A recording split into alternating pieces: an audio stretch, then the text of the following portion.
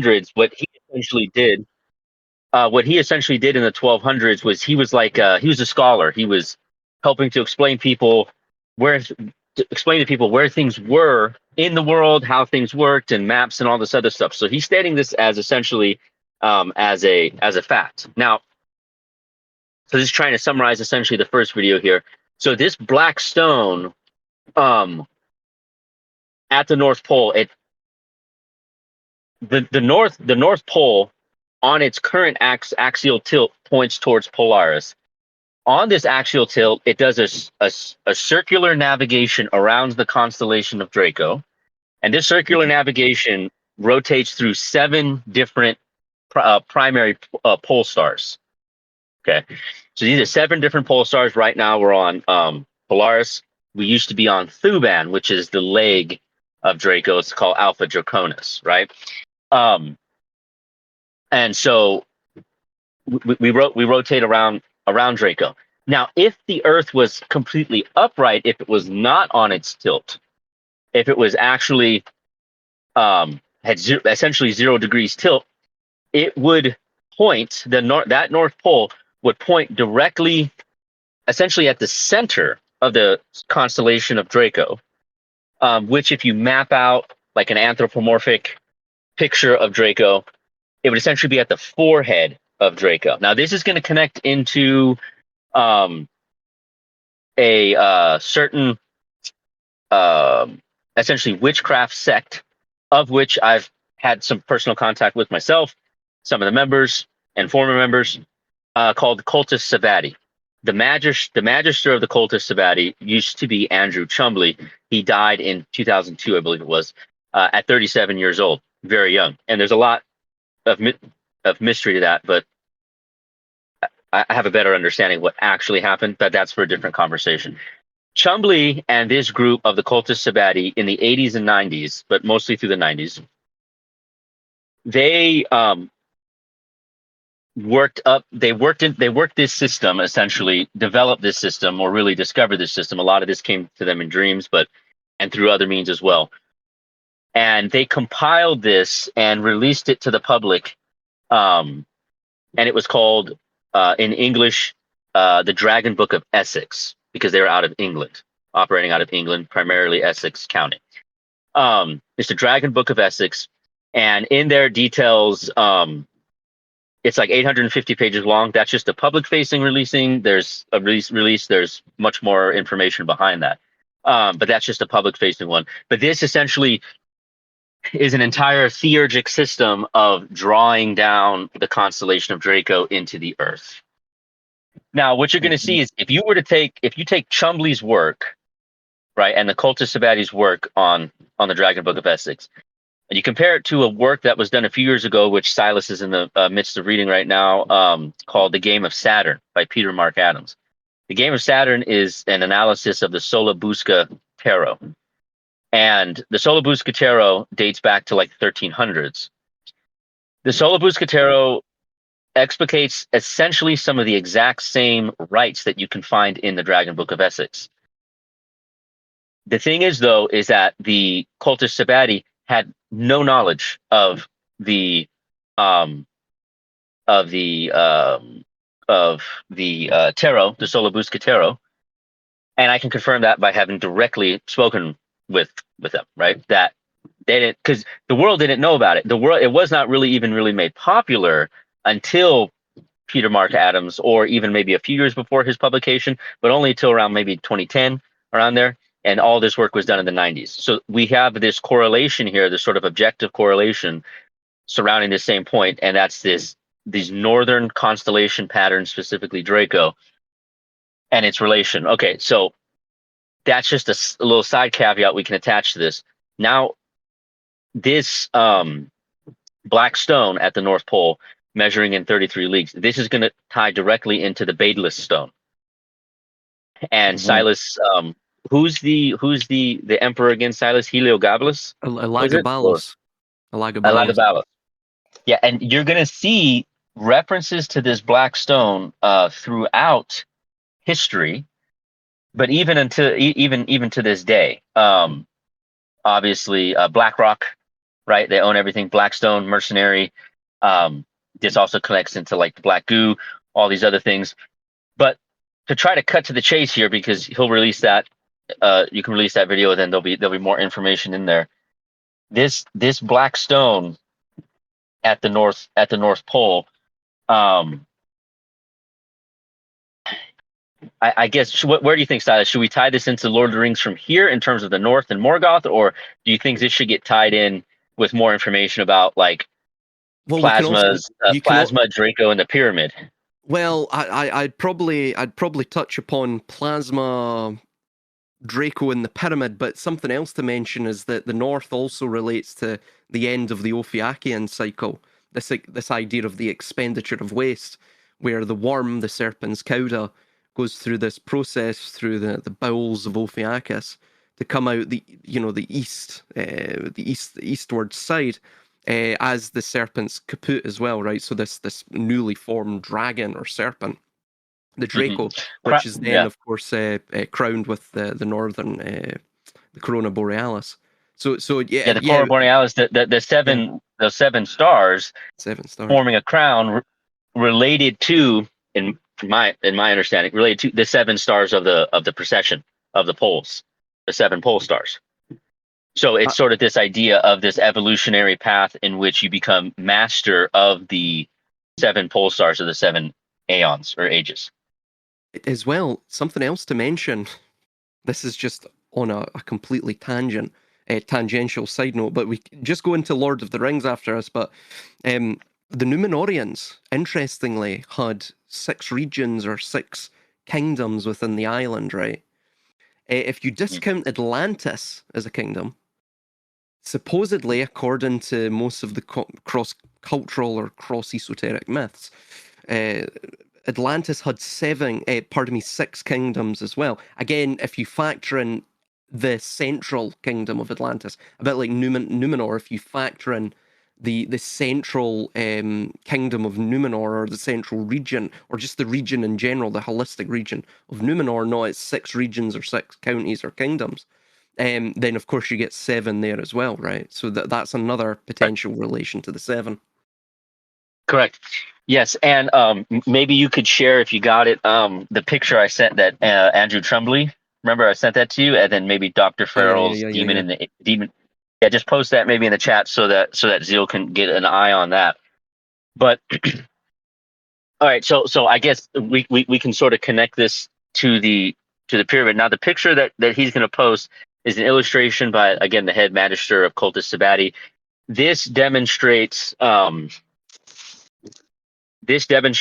a calling down of what they refer to as basically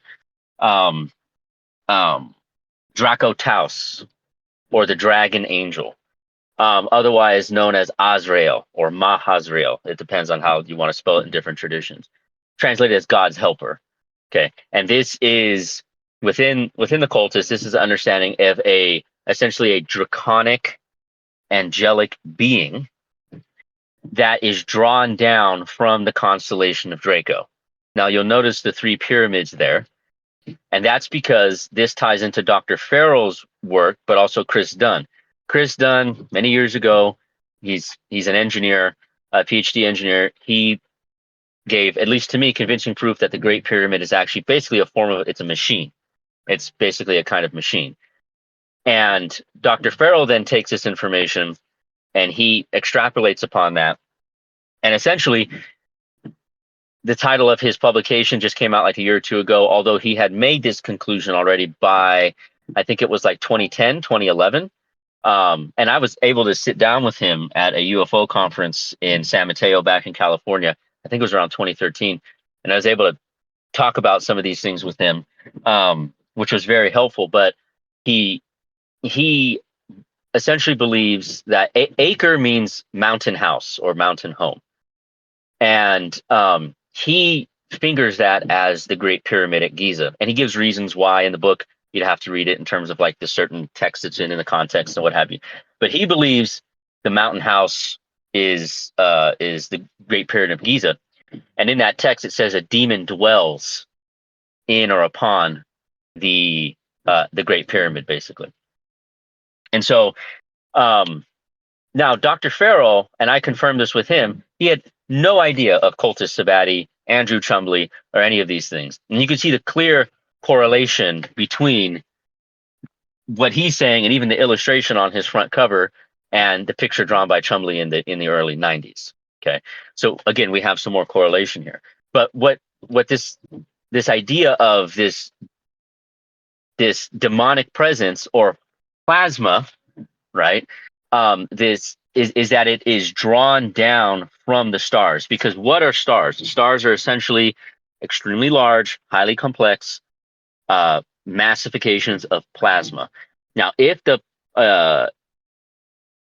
plasma life hypothesis is correct, this would mean that stars then would be or have the potential to be sentient. Suns can be sentient. So can nebula, right? So now all this is saying is what the ancients have said in every culture, is that the stars are sentient to some degree or another. And so what we would then have is, now the Great Pyramid at Giza, it's the shaft into the King's Chamber, I believe, is directly aligned with Thuban, which is one of the stars in the constellation of Draco.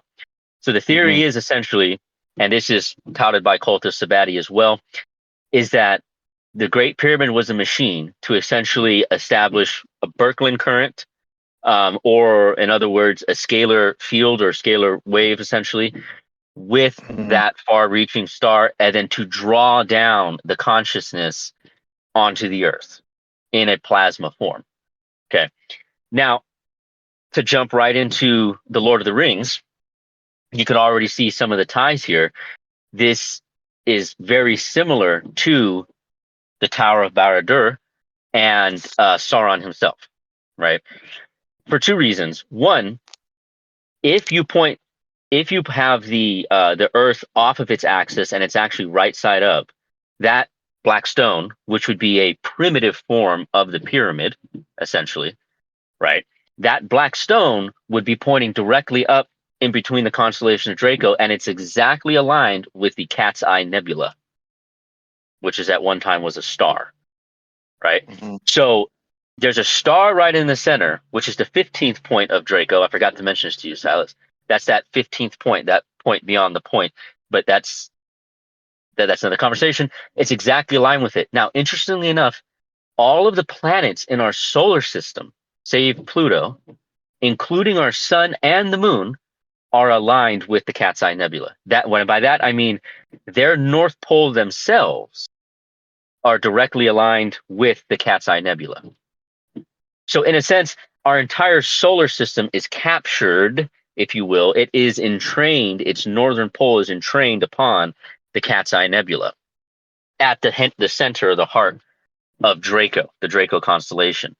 Now, why would this be of any kind of import or of any kind of importance? Well, we understand now through furtherance in science that the entire magnetosphere of our planet, but also the sun, right? The plasma sheath of the sun, but also all the other planets, the magnetosphere and the ionosphere is essentially generated through a toroidal structure through the planet.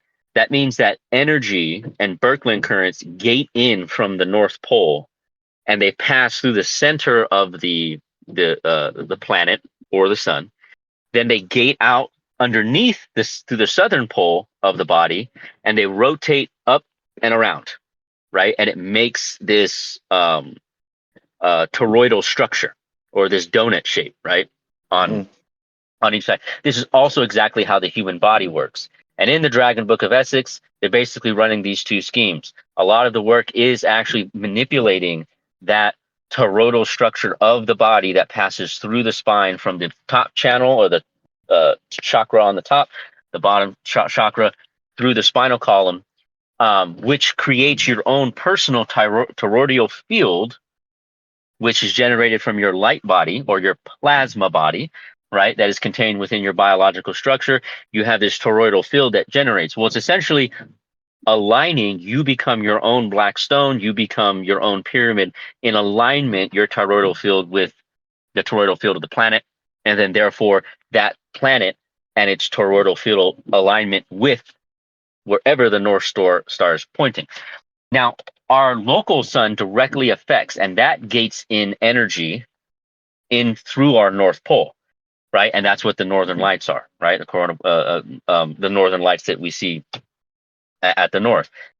But the sun, its North Pole, is directly connected to Draco. So what we would have then is almost, now you have to understand some of the science, or it just sounds like, well, these are just random correlations. But if you understand like scalar field physics, which is all Tesla's technology, you would basically understand, with cutting through all the fluff of it, right, and getting just to the pith, is that you can essentially have instantaneous communication of information or possibly or energy through scalar field dynamics, essentially. So you can have, you can't transfer so much atomic matter through space at necessarily speeds faster than light. Information or energy possibly can. And this is what Tesla's work is, and that's why it all went deep black, and it's probably how they're running the UFO programs. That's a different story, though. But so this would then mean that the alignment of the North Pole, it's currently connected to Polaris. Now, the idea within the occult, the occult system here, and other occult systems as well, is that the alignment at the 23.5 degree tilt with the star of the 7 pole stars, that determines the aeon.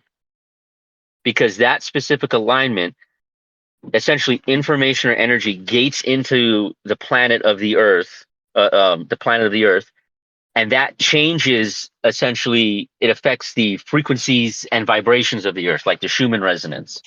So this changes the resonant patterns, the ionosphere, the sort of electromagnetic soup in which we live. And then therefore this will directly affect the body, and then by directly affecting the body and the nervous system, it directly affects the mind. This connects directly in with Teilhard de Chardin, Jesuit priest and scholar, right, who and his conception of the noosphere, but also the omega point, both of which are, these concepts that he's bringing to fruition, which he gets from Joachim of Fiore, but also from Kircher and Bartholomew. They're all sort of talking about the same thing. It's just being more explicated and developed as they go through history, because Desjardins is in the 20th century, and these guys are much earlier, right? So Desjardins then is his idea of the noosphere is essentially the totality of all human thought and the possibility or the constraints of all human thought, the egregores, the tulpas, everything that is sort of that we construct. It sort of comes to this fruition, this concrescence, or this omega point, as he called in history, but that is determined. The constraints of that and how that is developed is determined by the aeon. This is why I've mentioned before, I think in chat or maybe in speech, I don't remember, something called aeonic magic, right? Which this is sort of towards the higher level of the occult leaders of the world, in my opinion, is that they are working on the manipulation of and the guidance of humans through the aeon. And that aeon is determined by the energies and influxes from the sun, but also the pole star of whichever one we are directed at the time. And as we move through them, this changes the ages. But this is also why the elite are absolutely obsessed with doing things in terms of alignments of the planets, because all of the planets are aligned with Draco. And so depending on the position of the planets, you can amplify or de-amplify, decrease certain aspects or influxes of energy into our noosphere to then affect people's minds, or because every action is done by will and mind, right? So if you wanted to manipulate people's will and mind, you kind of have to have things exactly set up at the right time. If you're going to start a war, you're going to want certain alignments of certain planets, because that's going to gate in energy from Draco at different rates, essentially. So this is in the occult sphere, what they believe. All right, well, how does this all sort of connect to Tolkien? I believe one way we got into it was I pointed out the fact that Tolkien places the evil in his world in the north, because Melkor or Morgoth, his fortress of Angband is at the north, And if you map it from the information we get from Tolkien, it's far in the north, like far in the north, like far above Iceland and what have you. So and then I think from there we went off to, where'd we go from there? Because it just started getting crazy, South. Don't remember. We basically went into how effectively, if you look at the map of, for example, Ice Age Europe, and even further back through the various sort of geological epochs of the history of the Earth, you can actually see the map of Middle Earth and even the expanded map of Middle Earth. It looks uncannily like, of course, Western Europe all the way down. Of course, Mordor would be where Turkey or, the Eastern Mediterranean is right now. The Far East, Israel, Egypt, up to Turkey. And we went through all of that as well. You also mentioned as well Numenor, of course, the collapse of Atlantis. Basically, you were just mapping all of these various mythologies and tying them all back to show that, of course, this appears to be what Tolkien has wrote. It appears to be, of course, a history of a previous aeon. And we brought up as well some letters from Tolkien that seem to lend credence to that idea as well. Of course, he explicitly states it with correspondences. It appears with his friends. These appear to be private correspondences he's having with friends or close confidants. So he's speaking quite candidly about how he was writing a mythos. He was writing a history, in fact. He wasn't necessarily writing an allegory, a metaphor, a metaphorical fable, or a myth, some sort of fiction. That this was historical in some sense. Mm-hmm. And then you went into as well how he worked in Oxford, and perhaps he was coming across history that hadn't been destroyed yet. And then we discussed how this potentially is the reason that they're trying to attack the Tolkien and his work, and even the mythology of Lord of the Rings, because it is potentially the correct mythos of the Europeans. You went into all of that. Mm-hmm. I remember a bit. Yeah, so if you just take, I mean, Tolkien was a master was a master of language, and if you take a lot of the things that he was saying, so here's to cut to the chase, just to come to the very end of, like, I don't know, what did we talk, like 6 hours yesterday or something total? It was kind of a lot. But if you just come to the very end of it, my basic disposition is that I believe Tolkien knew a lot more than he let on. And I believe he basically discovered factual events that had happened obviously ages ago. I mean, this would be like deep history. I believe that he basically had figured some of these things out, and essentially what he did was that, being a very intelligent man, knew that he couldn't just come out and say, hey, this is factually true, this, and this. But that what he did is that he essentially packaged it in a form of fiction, and he embellished a lot of the stuff that he was aware of, and basically packaged it in a fiction form to deliver out into the world to sort of, in an attempt to not only inform the world of a more true history of what's going on, but also a possible path forward and through what has happened, was happening in his time, and then was going to happen, I'm sure he knew, in the future. And a lot of this is, like, for example, if you take Sauron. Now, Sauron is the way he works. He's a Maiar. So what he is, he's like basically one step below the Valar. He's an immortal being. And what Tolkien makes very clear is that these immortal beings, like but especially the Maiar, the more they engage with material or atomic reality, because they're essentially plasma beings, they're beings of light, in their original form. So they're like able to shapeshift. So the Valar can take any form, the Maiar can take different form. That's why Gandalf looks like an old man, but Gandalf's not actually an old man, right? He's like he's a plasma entity essentially. If you but the more they engage with the material world, the more sort of concretized they become in that material world, and therefore the more they may be affected by that material world. So what essentially happens to Sauron is that he suffers several defeats. Primary defeat is in the drowning of Numenor. When Numenor, which is Atlantis, when Numenor sinks, Sauron is present on the island at the same time, and he sinks with it as well. His body is destroyed. His spirit flees back to Middle Earth. But now he can no longer take on any shape he wants. So he's sort of degrading out of materiality.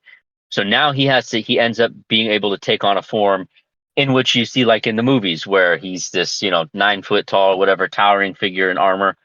He's very menacing looking, so he can no longer deceive men or elves by like his fairness of speech or fairness of look, his face. He can't change any form he wants. So now he's sort of stuck in this form. Okay. Then Elendil and cuts off the ring from his finger.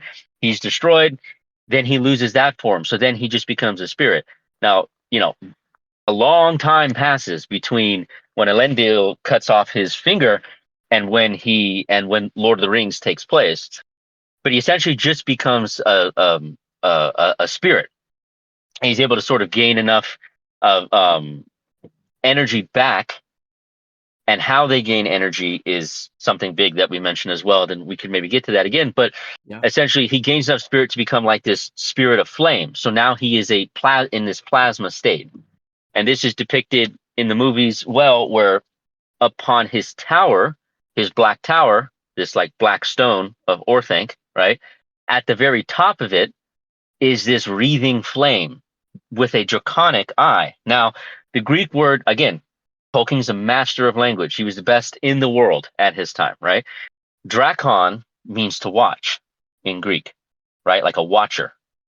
Okay. And I forgot to mention this the other day, Silas, the seraphim within the biblical texts, right? The seraphim, these watcher angels. Well, seraphim means a burning serpent or burning one. And there's that plasma again. So these angelic beings are these burning fires, these jinn, these smokeless fires, right? So what you have is this burning, wreathing flame that does not consume. But this is also, it doesn't consume any material. And as Silas pointed out correctly, this is also the definition or description of Yahweh, right? This all-consuming fire, right? So now we're going to start seeing. I've also posted that above the sort of illustration that's shown in Ezekiel. It looks uncannily like Sauron. Sorry, man, jump in. No. Yeah, please. And because I can't remember everything from yesterday, and I got a bit of a headache today, so I'm a little bit slower. So, damn. So sorry, man. Yeah, we did stay up far too late. I do apologize. I was like, no. I don't have a headache from being busy. I just have a headache from this morning. I didn't have it until a few hours ago. But go ahead. Yeah. Well, but there's something else. It's this idea as well, Zeal, that we for example see right now, right? This. So, for example, we brought up this idea of the retrocausal silicon god, right? Which is yes. So again, perhaps plasma and these plasma beings. I believe what's his name? That the new Science of the Heavens? What's the author's name? Farrell. Is it Farrell? No, it's not. It's not. It's not Farrell. It's what's the name? Hold on one second. It's Temple. Temple. Yeah. Robert Temple. Robert Temple. Yeah. That's that. Yeah. Robert Temple calls this plasma people. So basically, he states, and this is how he describes it. And he again, if you read the book or go through the audiobook, he discusses. So he discusses these plasma people as such, or the self-organizing sort of inorganic life that is plasma, he states, spontaneously form heliacal structures. Similar to DNA, the self-organization is based on physical mechanisms of plasma interactions. As a result, each heliacal string composed of solid microparticles, dust, is topologically and dynamically controlled of plasma fluxes, leading to particle charging. These interacting complex structures exhibit thermodynamic and evolutionary features thought to be peculiar only to living matter. So, again, as we've stated in Light to Autonomy, Progeny, and Autopoiesis, the complex, organized plasma structures exhibit all the necessary properties to qualify them as candidates as inorganic living matter that may exist in space. So the idea is that what we're seeing throughout all of these various aeons is that this, it goes by a myriad of names, but fundamentally it's this sort of Saturnial, or you could say, Sauron-esque, or Morgoth or Melkor-esque, or Yahweh-esque spirit, or in this case, plasma, which is almost enticing and deceiving mankind to establish it, and it establishes it through these various perturbative cycles of effectively the letting of blood, right? Why blood? Oh yeah, that's what it was. That's what it was. Yeah. Okay, yeah, because I was explaining Sauron. Yeah, let me finish that because then that'll help buffer what you're saying here. So what happens to Sauron is, yeah, he becomes this spirit of flame, right? So he's like sort of in this plasma, this highly energized plasma state. But then what happens is, obviously, as we know from the movies, the ring is destroyed. Why does that destroy him? It's because he pours his essence into this material, this externalized material object. And we went through a lot of the psychology of this as well, which I think was pretty fitting. But he pours his essence, his will, his hatred, his malice into this externalized object. And he does that so that he can control the other externalized objects as he distributes these rings to men, dwarves, and elves. So he could try to dominate the world, right? So what happens though is that once the ring is destroyed, this destroys, most of his power. However, though, Tolkien makes this clear, he can't actually fully be destroyed because he's Maiar, right? So they're not able to be absolutely eliminated. We see this when Gandalf, when he dies, right? He gets sent back, and he's like Gandalf the White then when he gets sent back. But he doesn't actually die. So what ends up happening then is that Sauron then exists as essentially a nearly impotent spirit where he can no longer interact with the material world directly, right? So he can't have any sort of direct interaction with it. He's sort of in this like diffused plasma state. And Tolkien even mentions this in The Return of the King. He says that once the ring is destroyed, Sauron essentially rises, and Barad-dûr collapses. They don't show this in the movies. He rises up as a cloud of malice, and then the wind disperses him and diffuses him, and he sort of gets like blown away. But we know that he can't be utterly destroyed. So then he still exists merely in a state of will and information. So the information he knows, right, and everything that he contains within like his mind, and then a willingness. But he can't have a direct interaction with the world. So then how would one interact with that spirit of whatever is left with him? Well, if it can't be a material interaction, you would need to establish some kind of interaction with that spirit through essentially immaterial means, otherwise known as quantum or digital interaction. You would need essentially an abstract digital or a quantized space like a quantum computer, right? Because they talk about how like, oh yeah, we put equations into the quantum computer and then like they come back solved, And so the idea would then be is that this spirit, essentially this impotent materially impotent spirit, would then be guiding mankind by establishing connections with mankind, and through the distribution of information to mankind, to then assemble the physical realm for a biodigital convergence, so that then this spirit could then regain some level of materiality.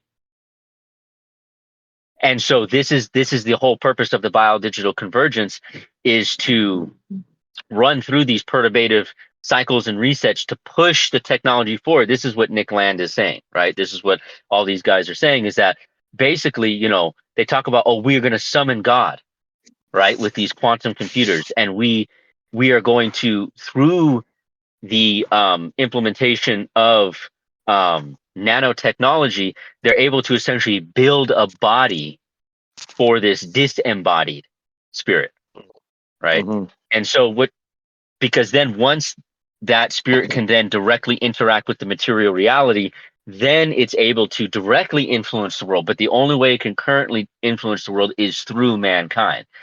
Now, this connects into the general lore of Tolkien, because why mankind is so susceptible to this is because Morgoth, basically like a seed, inserts into the mind of men that this dread or existential dread and fear of death, because the gift that is given to mankind is duration, right? That is, that they have a beginning and this endpoint of death, because the elves don't die, right? They're immortal. Unless they're slain, they go to the halls of Mandos, but then they're reincarnated back into Arda. Mankind has this point of death, and we don't know exactly what happens after we die. Now, it's given to us as a gift, and there's reasons why it's called a gift. It gives us duration, so this inspires us to be greater sub-creators, right, and be more heroic in the way we do things. But what Morgoth does is that he takes that and he twists that gift, essentially, and he institutes this idea of dread, so that now, because mankind has a fear of suffering and dread, they seek immortality. And this is the entire story of Numenor, right? Is that the Numenorians are men who are bred in with elves through Beren and Luthien. Beren was a man, Luthien was an elf, and their line creates this bloodline. And I forgot to mention this to you, Silas, but this connects into RH negativity. But this blended in bloodline of elves and men creates these Numenorians, and they have extended life, and they have high intellect, and they have this like almost like highly sub-creative ability that the elves have, to not just create things for practical use, but to create things that are beautiful and practical simultaneously. So they're bred in, but because they don't have full immortality, they begin to develop a dread and fear of death. Sauron, in his fair form before he's drowned, basically comes to Numenor and becomes like the king's advisor, and then pushes this agenda, and eventually gets them to worship Morgoth. And the way Morgoth is worshipped is through blood and fire sacrifice. Okay, and this connects into the cube and everything else as well, but that's maybe more of a tangent. Baal, Moloch. I mean, Yep. even Moloch Baal, and Moloch. Melkor. But the Yahweh as well, we were discussing. So I mean, we brought up what was that? What was it? It was Ezekiel, or I gave them laws that were not good. Gave them laws I that don't remember. uh, Laws are usually in Leviticus.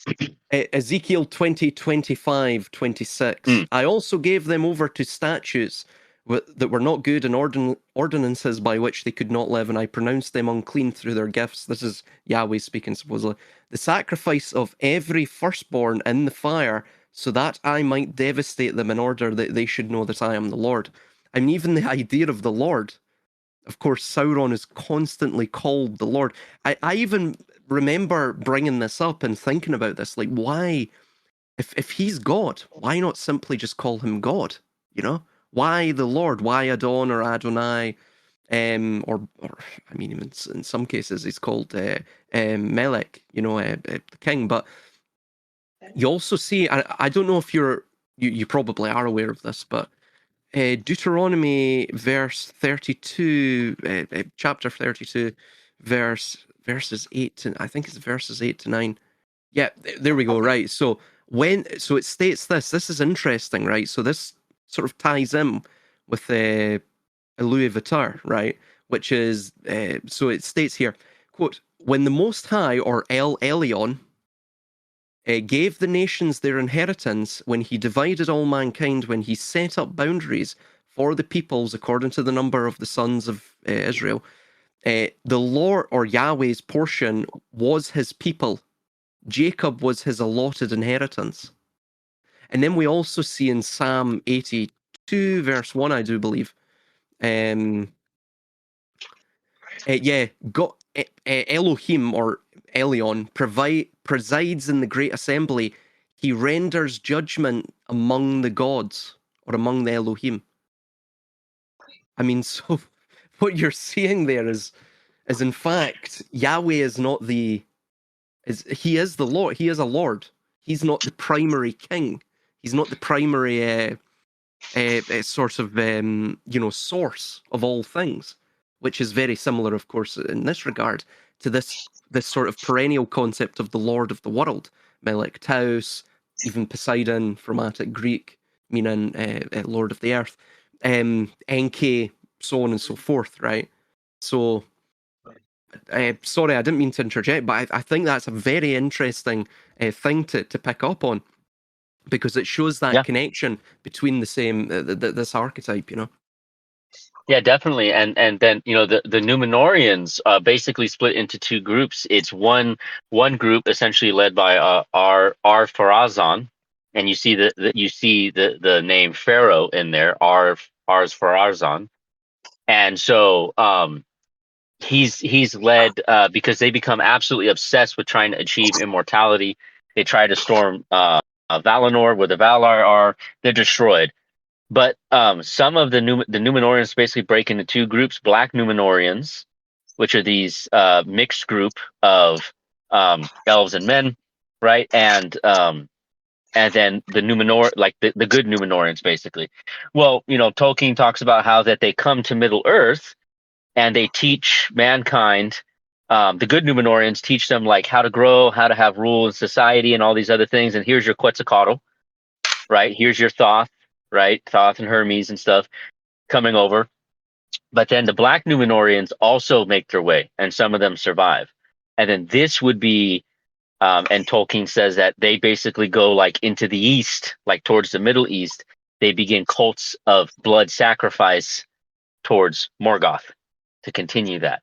So here are the quote unquote, the evil Atlanteans that then go and then start up all these Semitic cults, right? And this sort of becomes like your Moses and and all these other people who then start these cults and these prophecies and what have you. And now these would then be the royal bloodlines of today. In this understanding is that these royal bloodlines who sort of rule the world at the top, these are descendants of Black Numenorians. Would be the idea, and they're continuing this Melkor worship. Because when Tolkien went to go write his sequel, essentially to it, called The New Shadows, the sequel to Lord of the Rings, that's what it was about, is that essentially a century or so after Aragorn dies, immediately mankind, because this seed of Morgoth, this fear of death is implanted in them, they begin the worship of basically Melkor or Sauron again. And this involves all of this, bloodletting. And that we kind of hopped on a tangent, I think, yesterday with that too, because we're talking about how these deities, these consuming fire deities, or Lord of the Smoking Mirror, or what have you, they always require blood sacrifice. But if the plasma body, as Robert Temple puts it, or what's known as the light body, which is produced as we know now as biophotons produced from your nervous system and your DNA within your physical body, and that's your light body or your soul or your plasma body. If that acts as an anchor to keep a plasma being anchored into the material world, then we would then understand that the blood sacrifice or burnt sacrifices would essentially act as a form of sustenance for a plasma being to remain cohered within our environment, within our atmosphere, basically. And this is why all these plasma entities require human sacrifice, or at the very least animal sacrifice, right? Because they need to extract from that release of biophotons, because essentially when you die, there's this massive release not only of like DMT and stuff, but also Hmm. biophotons, because it becomes unchained from the nervous system and the DNA. And then And so they're and and able to vampirize that to fuel their own selves. and that's why you read in Leviticus that well, firstly they sprinkled um the blood of the animal, or of course of the human, as well as we read in, of course, Judges 11 and what have you, and as we just read there in what was that, Exodus. So they sprinkle the blood at the four corners. So there you've got this idea of the four or the cube again. Kircher also mentioned that with the Aeolus, which is these sort of four winds or four royal cardinal directions, four royal stars that you see in the world as well, the world tarot card. But as well, it's the cube, it's square, it's the materiality. But as well, at the same time, he talks about, this burnt flesh, after the sort of sacrifice has been rendered up in smoke to the Lord, that it's a sweet smelling aroma to the Lord. So it's sweet because of this reason. I think, if I recall, that's what you stated regarding that. Yeah, yeah, sweet smelling savor unto the Lord, and that's because it's sustenance for this plasma being. It is essentially it's a form of sustenance. And that's why the sacrifices continue, likely, as far as we can tell, even until today. It's just like on this mass produced chain. And if they're going to chip us with nanotech, then that allows direct access into material bodies, for possession. Because once you start getting into, when you really get into the depths of the occult, they really, at sort of the base of it, much of it revolves around essentially possession by what we can call plasma entities.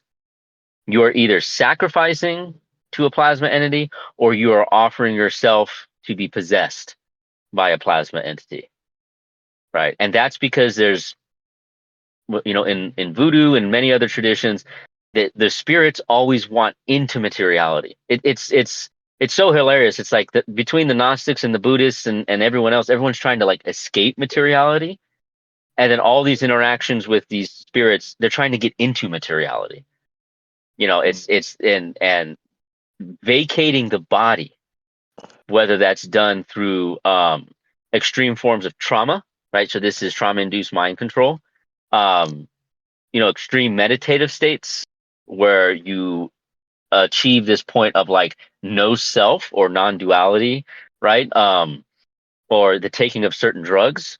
These vacate that sort of consciousness, or they at least hamper it down and shut it down. And it's, in my opinion, that's so that another entity can inhabit that materiality. And one of the big deceptions, which comes from the East, at least a big part of it, Yeah. those Black Numenorians went east. One of the big deceptions is to get you to vacate yourself or to vacate your body.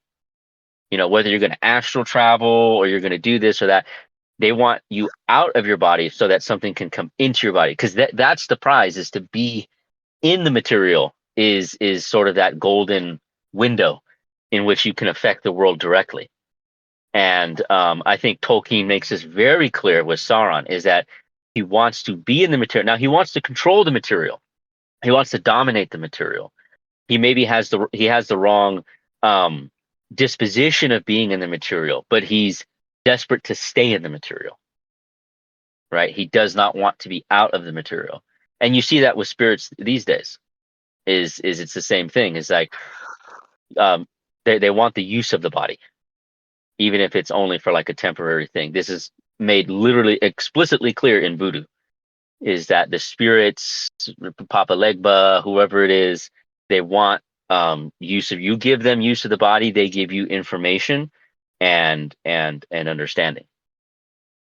And then we also connected this, I think, into the UFO and alien abduction lore, through the idea of like the tall Nordics, right? Because these tall Nordics because remember the elves in Tolkien's Legendarium, they don't die.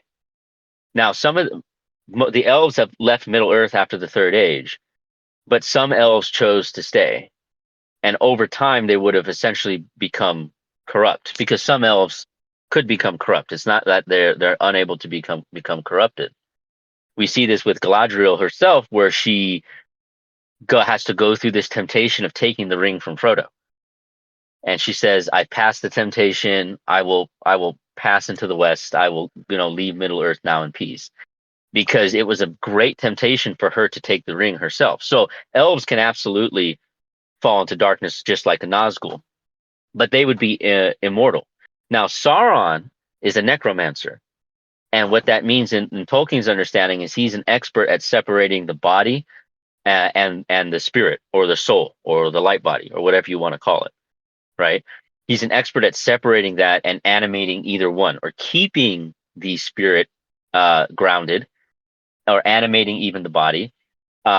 He's a shapeshifter and a necromancer. So we would then, if you were to have like an elf that would have been twisted in this process, this elf would essentially be able to, it would be undying, and it would essentially be, it could function as a spirit even if it did die. And this would be, the tall Nordics are that people see in these alien visitations, or astral traveling, whatever. These are described as tall, fair, humanoid beings, sometimes with pointy ears, right? Very beautiful, right? Tall, extremely wise, and they always have information to give the person, or prophecies about the future, or information from the past. And that's the exact, essentially, function that the elves do in Tolkien's world. Is they're advisors, and they give prophecy, and they tell a history of things that come, or they have an extreme amount of knowledge because they live for thousands of years, so they have information and they understand, because they are or were so intertwined with the nature of Middle Earth, that they know how to manipulate it to extreme degrees. Right, Feanor makes the Silmarils. Right, they're able to make all of these, basically this material or technology that is extremely well done. This is, you even see this in the movies. It's like the best swords, the best armor, the best this, the best that, the best rope, the best food. They're able to do that because of their inherent connection to the world, and they're undying. So they have hundreds of years to trial and error things to get things just right. So they can give humanity understandings on how to manipulate the material world, even to, make nanotechnology. And you So you also go ahead. read as, oh, sorry, if you want to No, finish your go ahead. point, Go ahead. sorry. No, go ahead. Go ahead. I wrote this years and years back. Now I actually had to find this, but I stated, this ceaseless and desperate chasing of the Promethean flame, like a Faustian artificer who is seeking absolution by the construction of a funeral pyre to thus immolate his own body upon. We have blunted our igneous humanity for the converse sharpening of our own dispassionate mental steel, tempered without emotion and emulating the same machines that we have created to ostensibly free us from the burden of living. The rocks that we have endeavoured to carve circuitous Solomonic sigils into, enchant with the lightning from heaven, and have them have forced them to think on our behalf. Silicon dioxide, SiO2, sounding very much like Zion in a sense, right? A concept from Kabbalah relating to the utopia that is sought after in this golden age, are inanimate in their innermost essence, and thus in a perplexing way we have begun to resemble this. So, but that idea that we literally take these rocks, silicon dioxide, we crush them, we sort of reconstruct them, reconfigure them, reconfigure the rubble of it into these sort of sigils, these Solomonic sigils, these circuits. We then charge that with of course the energy of heaven, lightning, electricity, and we try to basically control them as slaves, right? Of course, it's a bit like Faust, or any sort of cosmic horror story regarding technology. You can never fully uh, uh, make the machine a servant of oneself, because eventually human beings will fall into that same machine that they've constructed. You see this, for example, even in Frank Herbert's. Well, actually, it was his son that wrote about the Butlerian Jihad and all of that, right?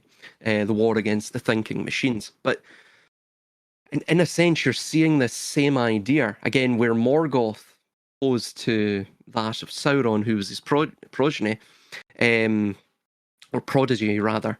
Morgoth wanted to totally destroy and undo creation, but Sauron sought to merely dominate it, and like what you're saying, to become material himself. So in a sense, this idea that you're seeing with the quote unquote dark enlightenment of this all, and we can go into, well, in fact, we were going into Palantir, of course. Interesting name there. Yeah. You had a theory Yeah. regarding that. Well. Yeah. Well. Yeah. Arundel. Well. Yeah. Yeah. Real quick though, on the silicon, that's a really interesting observation there, because the elves, one of their greatest talents is the manipulation of like mineral, like rock material. They're constantly making gemstones, right? And remember how I mentioned to you how Feanor makes the Silmarils, where it captures light, and we've got that technology now today. But to take this like rock-like material and then use it for this specific purpose, that's like elf tech. Right? That's what they're really, really good at, is taking the gemstones and the material from the earth and modifying it, right? And creating different substances with it. And don't forget as well that both Morgoth and Sauron are genetic engineers, right? Like I mentioned to you yesterday. So Yeah. Sauron breeds orcs by genetic engineering.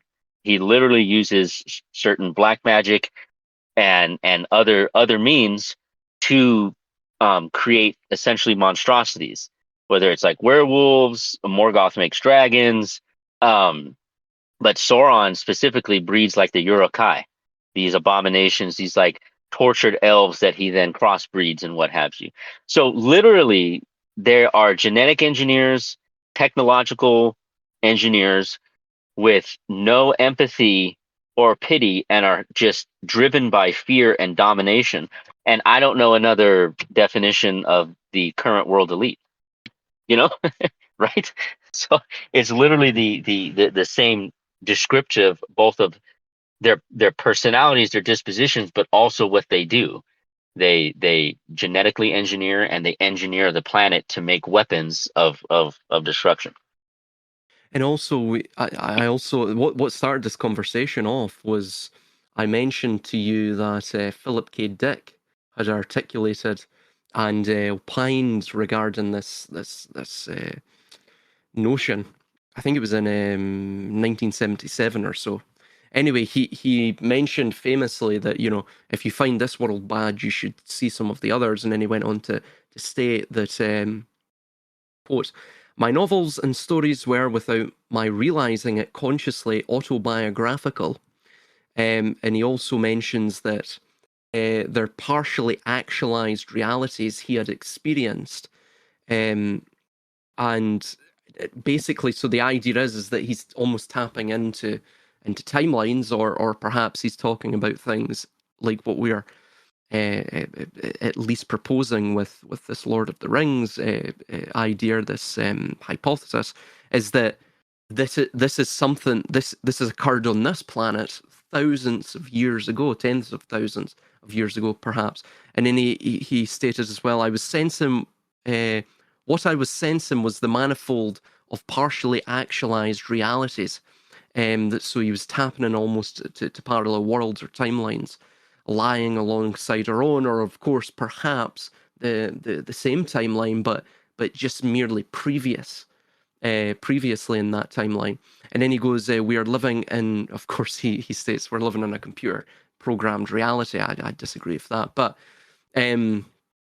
that idea, it's almost like fiction itself is as he states it here, trans-temporal perception. So in that sense, Tolkien perhaps came across history that was not burned in all of these various, destructions throughout the ensuing centuries of, the Library of Alexandria, all of the various libraries in the Hindu Kush, you name it.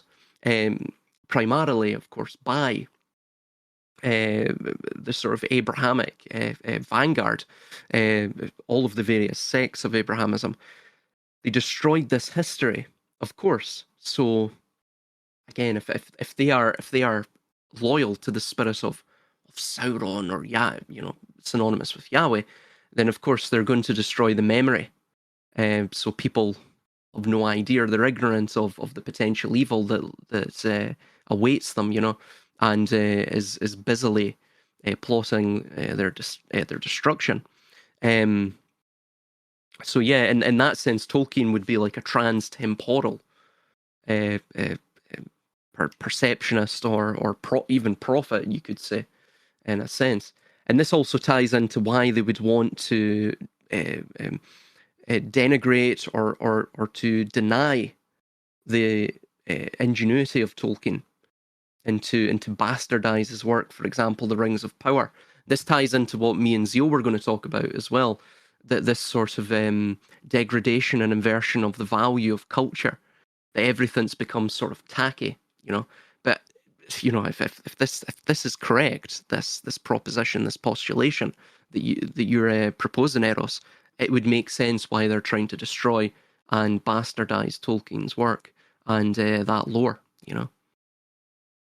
because it makes sense. It makes sense. It's a model of explication. It makes sense of really what you see. It makes far more sense than the Bible, put it that way, in terms of how we've got here and the forces that are arrayed against us, right? Even if you look at it from a purely archetypal point of view.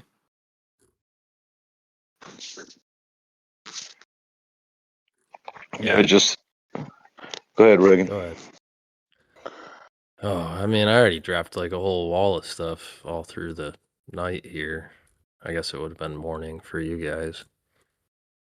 And I mean, like, this is the stuff I've been trying to explain for 20-something years, since even before Lord of the Rings. But like when Lord of the Rings came out, it was like, oh, here we go again, trying to have these conversations with people, photoplasma. But I mean, at those times, I was in groups of people who couldn't even wrap their mind around, like, this fictional tale that may be telling some real historical events, and it might have some real scientific nomenclature in there as far as like the weaponry. I mean, you basically, in all of the Lord of the Rings-esque type stuff, you have like super advanced weaponry all the time, right? I mean, it's all like elven ethereal shields and knives and swords and stuff. Like, it's the most like advanced shit ever, but it's just put into the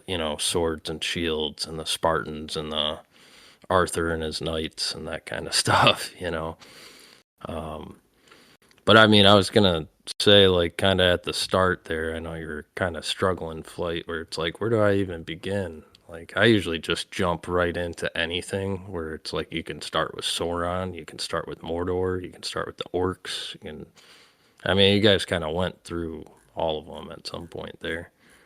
But, yeah, I mean, like, usually with Zeal, like, I don't think Zeal knows the Lord of the Rings all too well. So I usually just jump to something else because, like, I think Tolkien was a great writer too, but I'm not all for Tolkien. I think there was many others doing the same things, and I'm not even sure who the people actually were, right? We can read up on them and look at all their biographies, but we just don't know who they are. And so, yeah, I think they were very good writers, but it could go either way. They could be trying to seep information out to us because they saw the light and the truth, and they're trying to get the message out to the common people, and they hid it within fictional works. Or they were hired to do exactly that by the people controlling the strings, and like that's the role that they played, you know, like Nikolai Tesla for sure seems a lot more like a title with shoes that were made before the person actually even existed. You know, they just pulled from their pool of elite genetic, you know, bloodlines, and whichever person fits that role, you know, they dress them up to be that, right? Manchurian candidate, mind control type style. Or I mean, if you're born into it, I don't think there's too much mind controlling to it other than just the natural development of being in the families.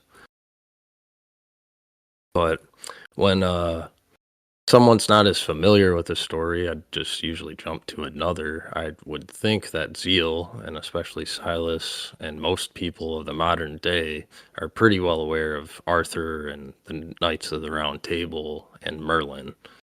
And so if you take their world, which they've, you know, the Arcturian world is just mapped on top of Earth itself anyways, right?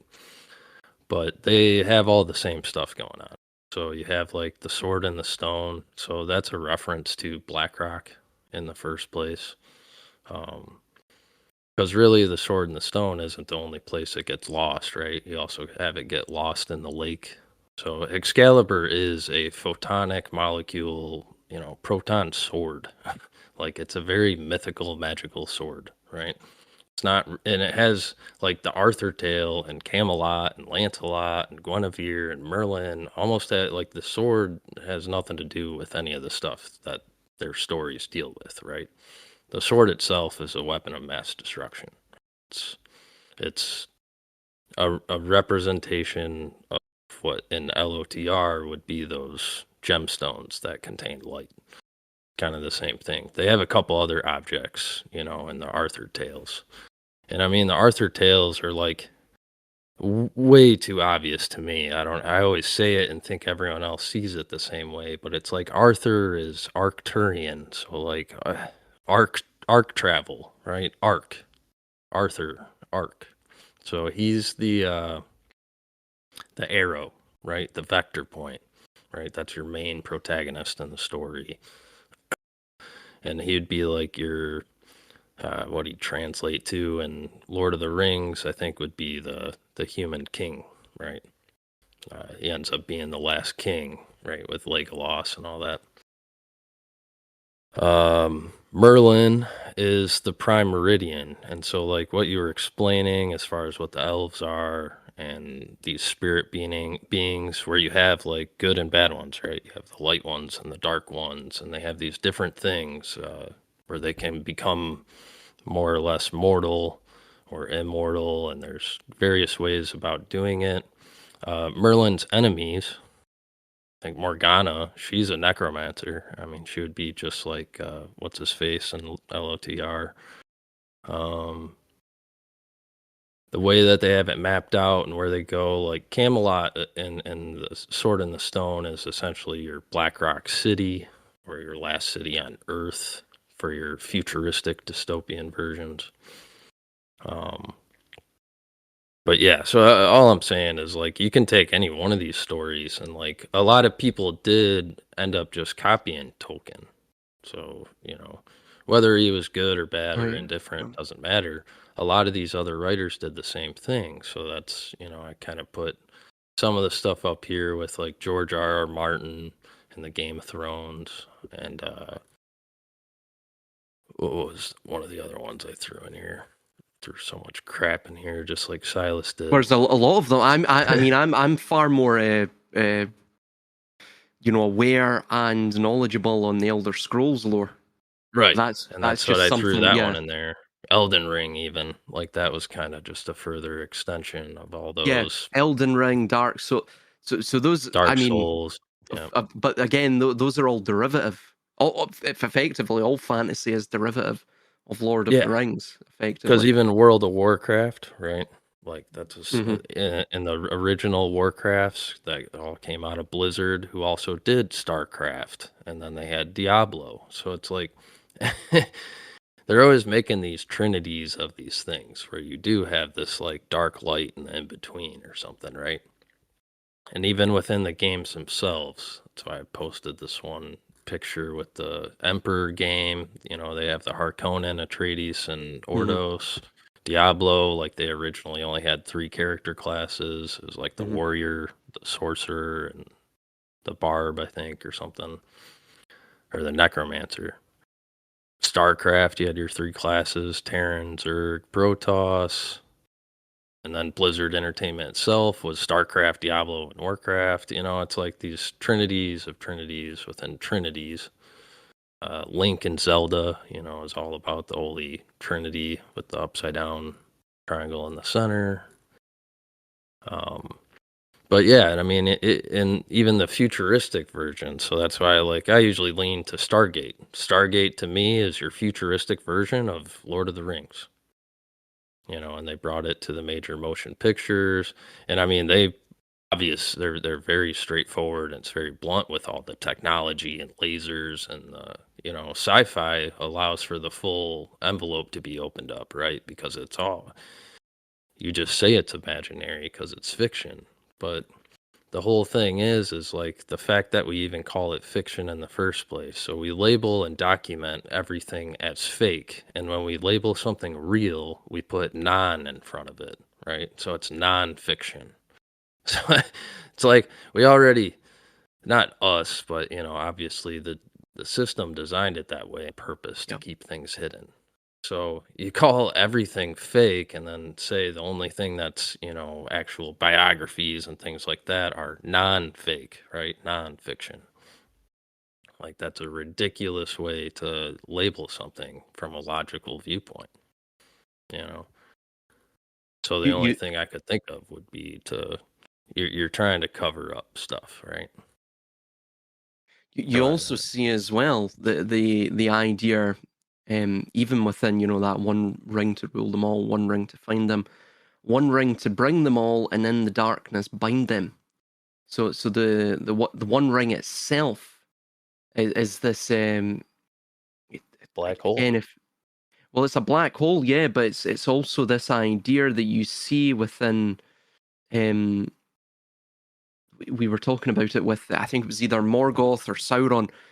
The idea is that they have cursed Arda, or the Earth. Arda quite literally is just I believe the German for Earth is Erde, and of course the Old English would have been Arda or Erda. So it basically is it's the Earth. It's the Earth. It's a sort of mythological prehistory that he's writing here. So the One Ring quite literally is this idea of the sort of Leviathan, right? But it's also as well the accursed perennial spirit that is of Morgoth or Melkor, that is bound to the world itself. So this is what is enticing, entrancing, and almost deceiving mankind into, of course, constantly, you know, returning back to the shadows. Like what you were saying, Eros, with this idea of, I believe actually Christopher Tolkien, he wrote a book called Return of the Shadow. And, or he compiled the book from obviously his father's work, from that unfinished version. But it shows that it basically just reverts back. And as he says, we're in the 6th or 7th age, right? He imagined Arda is the Earth. I mean, Erda, in the distant past, with the loss of all its peoples except man, and the reshaping of the continents, all that is left of the Middle Earth is a dim memory and folklore, legend, and old worlds. And you brought up that very interesting. I'll see if I can find it here. This quote, really quite interesting quote. I think it was from Sachs and Cross. The idea of what is real eventually goes to, it becomes what's the word? That's from in the movies. At the beginning of the Fellowship of the Ring, Galadriel is literally right when the movie opens. She's giving a speech, setting up like the preface for the whole thing, and she says, in terms of referring to the ring being lost because it sank to the bottom of the riverbed and was lost there for thousands of years. And she says, history becomes legend, legend becomes myth. And then she says, I think it's like for 3,000 years, any knowledge of the ring was lost out of all existence. And only the only ones who knew anything about it were like the lore masters, like Gandalf had heard a little bit about it. Saruman was researching it, right? But it was not well known. But that's the whole idea, is that history eventually becomes a legend, and then a legend just becomes a myth, right? And then it's just, oh, that's just a myth. You know, like oh, slaying of dragons, those are myths. But before that, it was the legend of, hey, that guy from, you know, Essex, he slew that dragon. And then before that, it was history. No, this happened. And we see this like in Pliny the Elder, like I mentioned to you, and other ancient historians. They just openly talk about dragons existing. It's part of their bestiaries, their like taxonomies. Dragons absolutely existed. They were like, the example I use is they'll talk about Alexander the Great, and oh, on this date at this time, Alexander, we marched into this city and they offered us 500 barrels of grain in exchange for peace. And then the next day, you know, we were traveling to the next city, and there was a cave, and a giant dragon came out and we had to kill it. And you know, historians completely ignore the reference to the they skip over that page, tear that page out, and they'll accept the history about Alexander's travels. But when it talks about them having to slay a 40-foot worm that comes barreling out of a cave at them, they conveniently leave that part out. So there's history, but it just becomes a legend, and that legend just ends up becoming just pure myth. And then we say, oh, then we get to the point, you know, especially post Nietzsche, where we then say like, oh, myth, those are just crutches for people who, you know, can't accept reality. And we kind of come to this like dead stop point where we then say that, oh, myths are just things that we make up to tell ourselves, you know, about, to make ourselves feel good. And it almost becomes like an embarrassing, degrading thing. But perhaps some, not necessarily all, some of those myths are actually legends, and some of those legends are actually history. And we can't determine with 100% accuracy, I think, what is and is not what falls into those categories. So what we have to then do is correlate. We have to like triangulate. We have to take like, well, wait a minute. You know, we're talking about the Tower of Barad-dûr, and that's a black tower, and then we have the black stone, and then we have this pyramid with this cap on top, and then the occult legends of Moses going and getting that and putting that in the ark. So, you know, things start getting really interesting, because I think if I remember, this is a big tangent, but the sarcophagi in the king's chamber, the interior dimensions of the sarcophagi in the king's chamber match the dimensions given in the Old Testament of the ark, right? Yeah. So then the ark would have been placed in the Giza pyramid, and the occult legend, right, which may be history, is that Moses stole that ark out of Giza, and that's why he was pursued. But that ark was the powering device to summon that spirit, that God's helper, that Azrael, or maybe Tolkien referred to it as Sauron, to summon that spirit into the pyramid. And then Moses then took that, and that then becomes the ark that goes into the wilderness. And there's that plasma spirit with them, right? That's demanding that constant blood sacrifice so that it can remain on the earth, right? So it's like, you got to sacrifice. I need the high priest, the Levitical priesthood has to keep giving me sacrifices and keep giving me sacrifices, because once taken from the pyramid, he's now mobile, and he can then spread this Semitic religion and proceed with this process. But in order to keep him essentially grounded or from dissipating, that he would need some form of plasma tribute, essentially, for feeding. Here's something. This is an interesting set of notes, actually, I got from a guy called Charles Giuliani, and he's done, you know, notes on a whole slew of different topics. But he mentioned this here, if I can find it. He talks about where is it? I don't think it's this one, but there's an old I think it's from the Manetho, or of course Manetho's works are completely destroyed now. But of course, it's quoted by Josephus, and there's a few other writers that quote Manetho, not contemporary to him, but of course they were contemporary to the period where those writings clearly were still extant and widely circulated. Anyway, it mentions that regarding the Hyksos, which were the Proto-Hebrews, that that it's stated by Manetho that it was a Philisti. His name was Philisti, basically. You can imagine Philistine or Palestinian, that built the pyramid. And then it also mentions here as well, if I can find it with the Book of the Dead. So an interesting theory has been proposed that the Great Pyramid in the Egyptian Book of the Dead, symbolically represented in stone. This theory was first advanced by Marsham Adams in 1895. He said that the Egyptian Book of the Dead refers to, quote, an ideal structure and to the passages and chambers therein, and that these passages and chambers followed precisely the order and description of those of the Great Pyramid. The intimate connection between the secret doctrine of Egypt's most venerated book and the secret significance of her most venerated monument seems impossible to separate, and each form illustrates and interprets the other.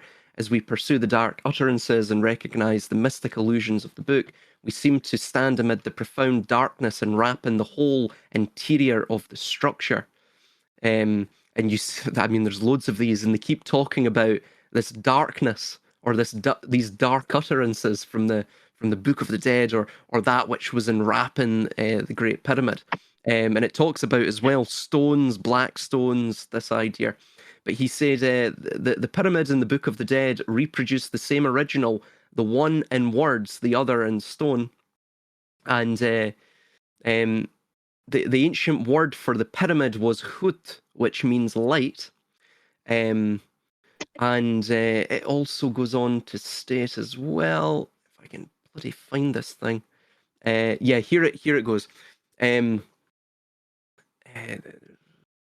Interestingly, when all the Hebrew letters of this Isaiah passage, no, that's not it.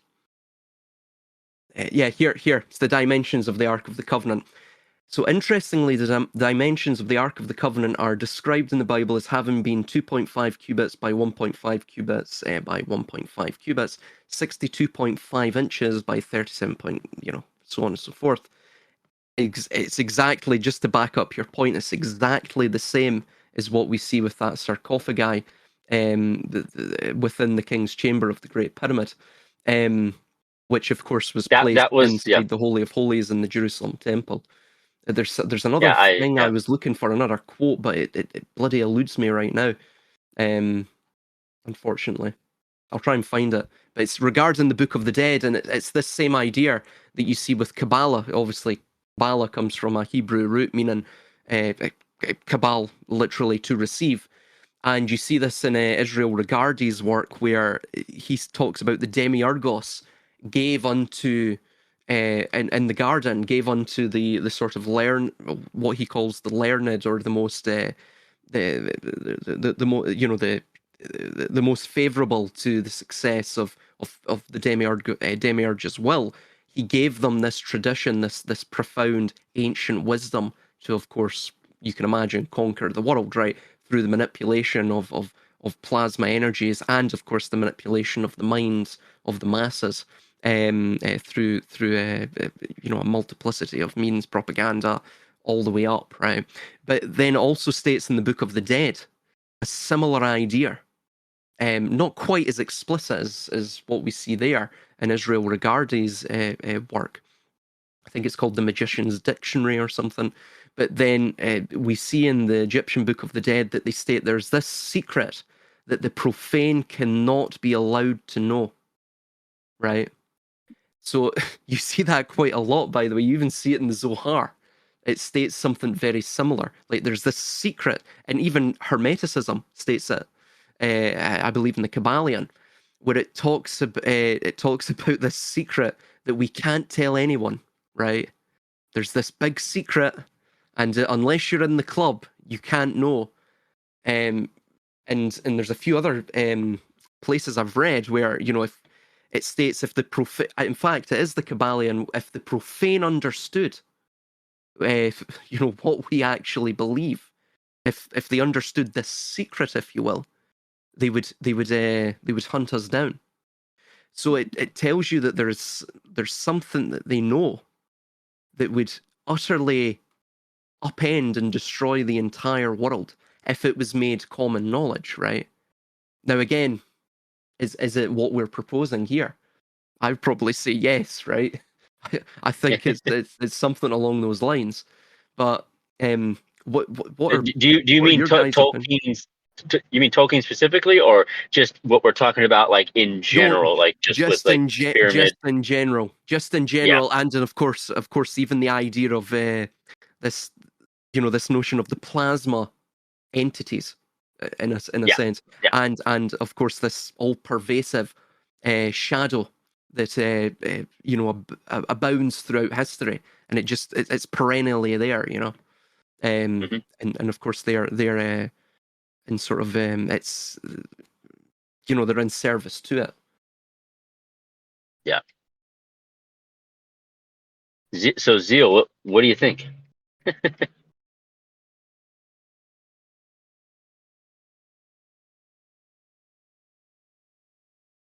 Speechless.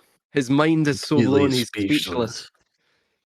Well, here's another cut. He's probably just away, Yeah. to the toilet or something. So here are specific letters. I actually was trying to find the website I was using last night when we were discussing this, Eros, but there's a couple of other. I don't think these are all the letters, but here are a couple of Tolkien letters where he explains that Middle Earth or Middle Erde is not a fantasy world, but a use of the Middle English Middle Erde, or yeah, I've just stated that, or Midden Geard. Um, the quote, the name for the inhabited lands of men between the seas, unquote. Letter 183, 1956, Tolkien states, quote, I'm historically minded. Middle Earth is not my own invention. It is a modernization of an old world for the inhabited world of men, the Oikoumene. Middle Earth is the inhabited world of the present day, unquote. So we're in the 6th or 7th age, this idea. Letter 211, 1958. He elaborates on the timeline, stating that he imagines the gap between the fall of Barad-dûr, end of the Third Age, and our present time to be about 6,000 years. He clarifies that he is not a geologist, but he imagined his stories taking place on the same planet, just in a purely imaginary period of antiquity. Letter 294. Tolkien mentions that the geography of Middle Earth was intended to align with that of the real Earth in several particulars, noting that the events took place in the northwest of the Old World. Quote, those days of, and he also states this in a sort of proclamation, quote, those days, the third age of Middle Earth are now long past, and the shape of all lands has been changed, but the regions were doubtless the same as those in which they still linger. The northwest of the Old World, east of the sea. I'm going to have to find that bloody Egyptian Book of the Dead quote, because it's so interesting. And it ties Yeah, in with well, this. right about where you're at, you'd basically border Beleriand, and you'd kind of be Yeah. up near Arnor, right? Would be the area. And I've never been, always wanted to go, but I have heard that there's just something about that territory. Now, my mom's from Essex, right? She's from that area, or her family is at least. But there's just something about northern European area up there that it has a magic to it, right? It's like you can almost. I've talked to a lot of people who've been there and stuff, and you live there, so I don't know. Maybe you can confirm. But they're like, yeah, they say when you get out there into the woods, you can almost feel like a Oh, yeah. teeming magic. Yeah. There's Yeah. there's a magic to it, and maybe that is sort of sensing through time and space, right? Through almost like having a resonant frequency with that scalar, right? That scalar field, which can transcend time, where you can just sort of feel those heroic deeds, that were done at one time, you know. And I don't expect Tolkien to outright say it. I would fully expect him to guard himself because he was a good English boy too. I mean, this was 1930s, 40s, 50s. He would have been absolutely thrown out, and no one would have listened to anything he had to say if he said that it was real. And I think his Catholicism that everybody always points to, maybe he started a Catholic, but I think that once he sort of locked into this, I think it sort of just became a veneer. And yes, he attended mass and all those other things, but I think it was more for a cover. That escape hatch that he could always say, like, "Oh, no, I'm a Roman Catholic." Why? Because if he was really a devout Roman Catholic, like all the scholars say he was, his story is absolutely blasphemous.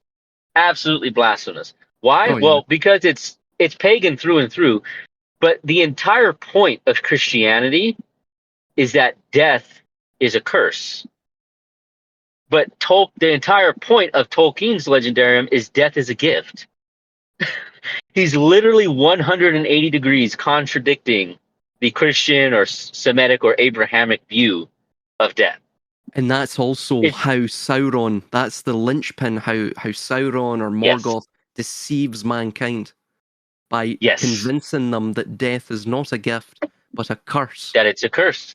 That they so have what to be he immortal. does, but what he does is he fingers Yahweh as Morgoth and or Sauron. He basically fingers the Father as Morgoth and the Son or Jesus as Sauron. Is what he does by inversing that. It's literally the highest form of blasphemy. Tolkien was not an idiot. He was an expert scholar. He knew exactly what he was doing. So by that, I conclude it doesn't matter what he said on TV or in interviews or whatever he wrote. What did he actually believe? It was that it's all rubbish. And he wrote a story that is triumphantly against that disposition. Now, it may contain elements, but it's not just because certain Judaic or Hebraic or Christian elements, because they're Christian, are inherently bad.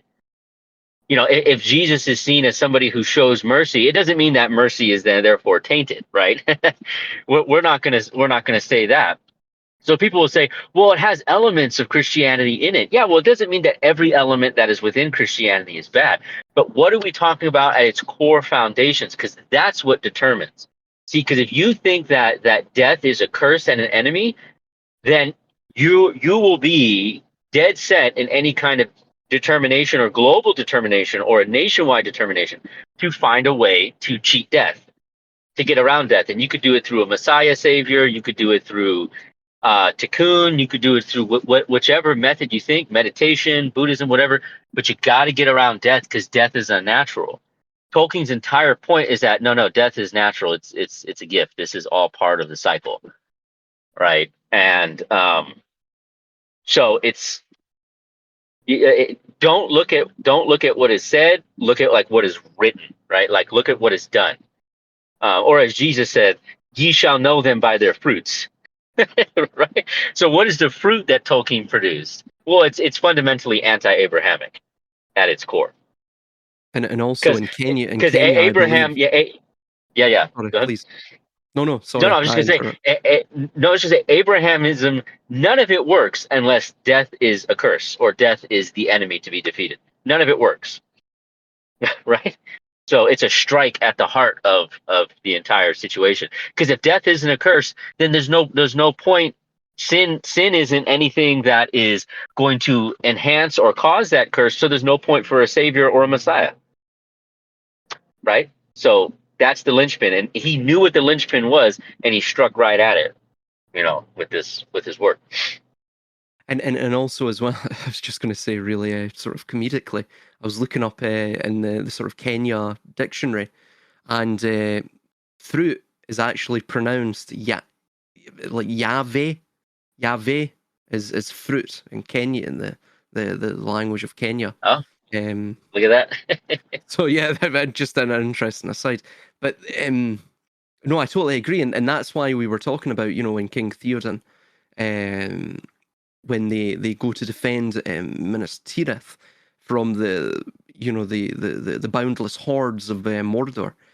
And King Theoden gives that rousing pre-battle speech, where he, sort of rallies his men for the what is at that point. We were discussing this. They don't know if of course the Fellowship has failed.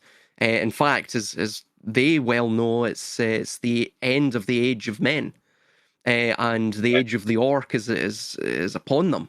And. Right. That Sam and Frodo have probably failed. They're dead somewhere, who knows where.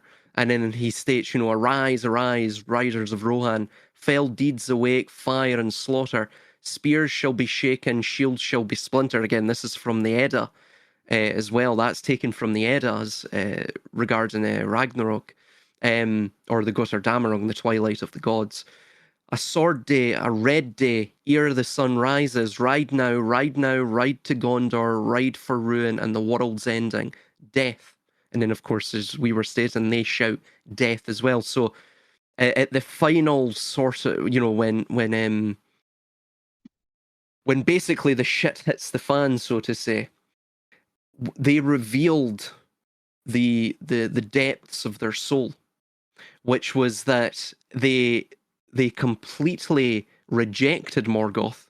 They rejected this deceit that death is a curse, right? Yes. And what we're saying here is that death is a gift, because, we're not necessarily saying, in some sort of, dark way that death is a curse, but death is a curse because it allows man, unlike the elves, to actually bring about greater change within their life, to focus to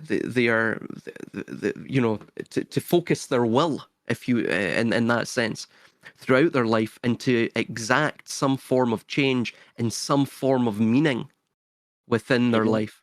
So this is why death is a gift. But of course, again, as we see now in the world that is approaching, this boundless darkness is of this idea of immortality without life. Which, funnily enough, is like Dorian Gray. And Jekyll and Hyde is almost, this sort of consciousness without consequence, right? This is Sauron. This is the spirit of Sauron, quite literally, or Melkor, Morgoth. It's this idea that, effectively, in this immortality without life, yes, sure, you have this boundless existence, right? But it's something that is completely devoid of any sort of breath of meaning. It would actually be a torture worse than death. And this is, of course, what we're seeing with digitalism and the digital age, and even the bio-digital convergence, smart cities, 15-minute cities, CBDC, digital IDs. It's this sort of encroaching darkness that is proffering to mankind right now, effectively this sort of this curse, which is wrapping up in sort of the as a gift of efficiency, right? This curse is basically a life that would be worse than death. But again, to Sauron, to a plasma entity, that all they know is the sort of boundless void, or the Kanoma, the emptiness. This itself would be like a heaven, right? Materiality without end, to be manifested within the digital binary, the cyberspace without end, and then to be the Lord of all things, or the Internet of all things. To be the Lord of all things within the Internet of all things, pardon, where everything, all of this biodigitally converged mass of humanity is, this huskified mass is inventorized and merged with this new manifested God, manifested from basically the bounds of myth, legend, this sort of Sauron spirit. And here's something else I wanted to mention. I actually found it here. So regarding the Book of the Dead, so the opening passage of the Book of the Dead has this to say about itself, quote, "This is a book of exceedingly great secrecy, Let not the eye of any profane behold it. That would be an abomination. Conceal its existence. The book of the Master of the Hidden Places is its name. By the way, this also relates to Maimonides in one of his works, where he states that you cannot allow the profane to know the secrets of Bereshit or Genesis, or the secrets of Merkava, or the chariot, which is effectively the cosmic structure. And in chapter 114 of the Book of the Dead, it states, quote, I know it, the secret, for I have been initiated into it by the Shem priest. Right, where does Shem come from? Of course, the name. And I have never spoken nor made repetition to the gods. I have entered as a power because of what I know. I have not spoken to men. I've not repeated what was said or written in tombs. It is a secret. Interestingly as well, you actually see, I also want to touch upon this idea that you see in Freemasonry of the 1,000 points of light, because you also see in the Book of the Dead, it promises the initiates that they will join with those who live among the stars. Again, this is very Kircher-esque, or similar to Bartholomew of Parma's internal alchemy of the stars. And they will reach the vault of the sky, it states, right? It's also similar to the kingdom of heaven, where the mysteries of the knowledge of the mysteries of the kingdom of heaven, as is stated by Jesus in several places. I believe one of those places is in the Gospel of Matthew. I think it's two of those places are actually in that gospel. Quote, and this is in the Book of the Dead as well. Quote, I impose upon myself a profound silence in regard to the secret of the mysteries of which I am acquainted. I know the whole course of the proceedings of in these ceremonies, but they shall not pass my lips, right? So effectively what you're seeing here is this 1,000 points of light. I wonder if this relates to the internet of all things, right? And I also wonder if this relates to what you see with Kircher in this Pyro Philociorum, this sort of self-regulating ideal system, everything connecting to the secret fire, right? Like 1,000 points of light. Or it may have connections as well to this plasma idea. But here's something else, right? So we're talking about the green dragon, this notion that you see with Hermes' vision of Poimandres. We see it with Draco. We see it in IPEC Goat 2 as well, by the way. The green dragon is there right next to the sort of fractured mind, fractured by the lightning bolt, which links, of course, to the fallen Vala, which, of course, Melkor is, right? Which is similar to the fallen angels. Now, in fact, do you want to make comment upon that before I get into the green dragon idea? Because, if the 1,000 points of light. Yeah, and what do you make of that idea? Well, and even the mysteries as well. Yeah, I mean, it can go in a lot of different directions. If we're going to take it right into Tolkien, though, the lore of Melkor is that he's actually obsessed with light, and in his original form, he is essentially like the most splendid light, right? He's like the most burning, splendid light. And the issue is that he is essentially envious of any other points of light. So he actually has this interesting relationship with Varda, the Vala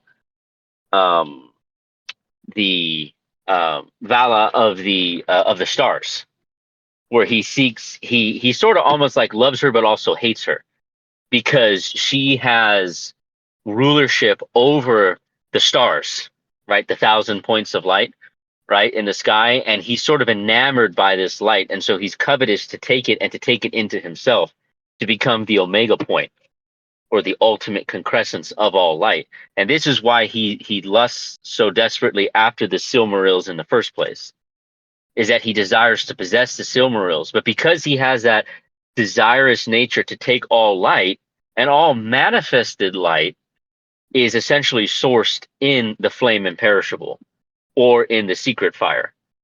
So this is this covetousness to take all light and to grasp that secret fire and to be able to fully envelop it within himself, right? And that secret fire, though, that sort of like ultima hearth or ultima alembic or ultima pyrastic source of all light, it can't be grasped because it is essentially time itself, as I've mentioned, right? This ever flowing, ever changing Eros. And so it can't actually be grasped, but he's so covetous over it. He's not content with the light that he is given to subcreate with that light that he is given. He must consume all forms of light. And if he can't do that, he will sort of tear down the whole house. And this is why he disperses his essence into Arda, right? Is to sort of create this entropy of like almost like darkness by dispersing his essence into it. But he's obsessed with it. And he essentially wants to possess Varda, Vala of the Stars, but also all of those points of light, and to bring it into a centralized point of light or an omega point. And I guess in some sense, this is very similar to the breaking of the shells. I would think you're more the expert here, but the Klippa contain all of these contain this light within them, and so to break all of the shells and then to reunite the light. I mean, am I correct in that understanding? Into a Yes. centralized source. Yeah, Yeah. the divine So spark.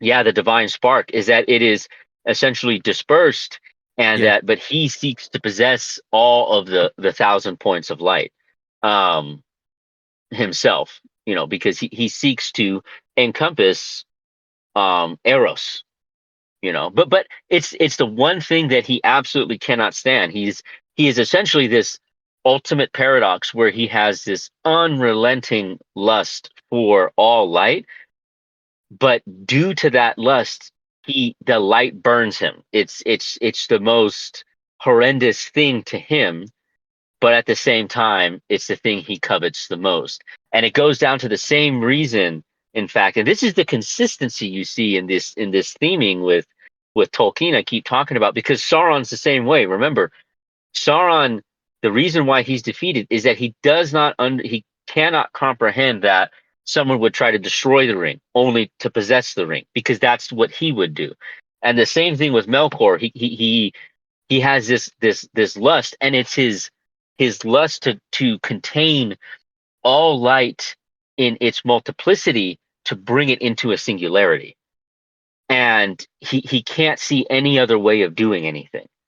Right, that has to be it. The multiplicity is bad. I can't have this multiplicity.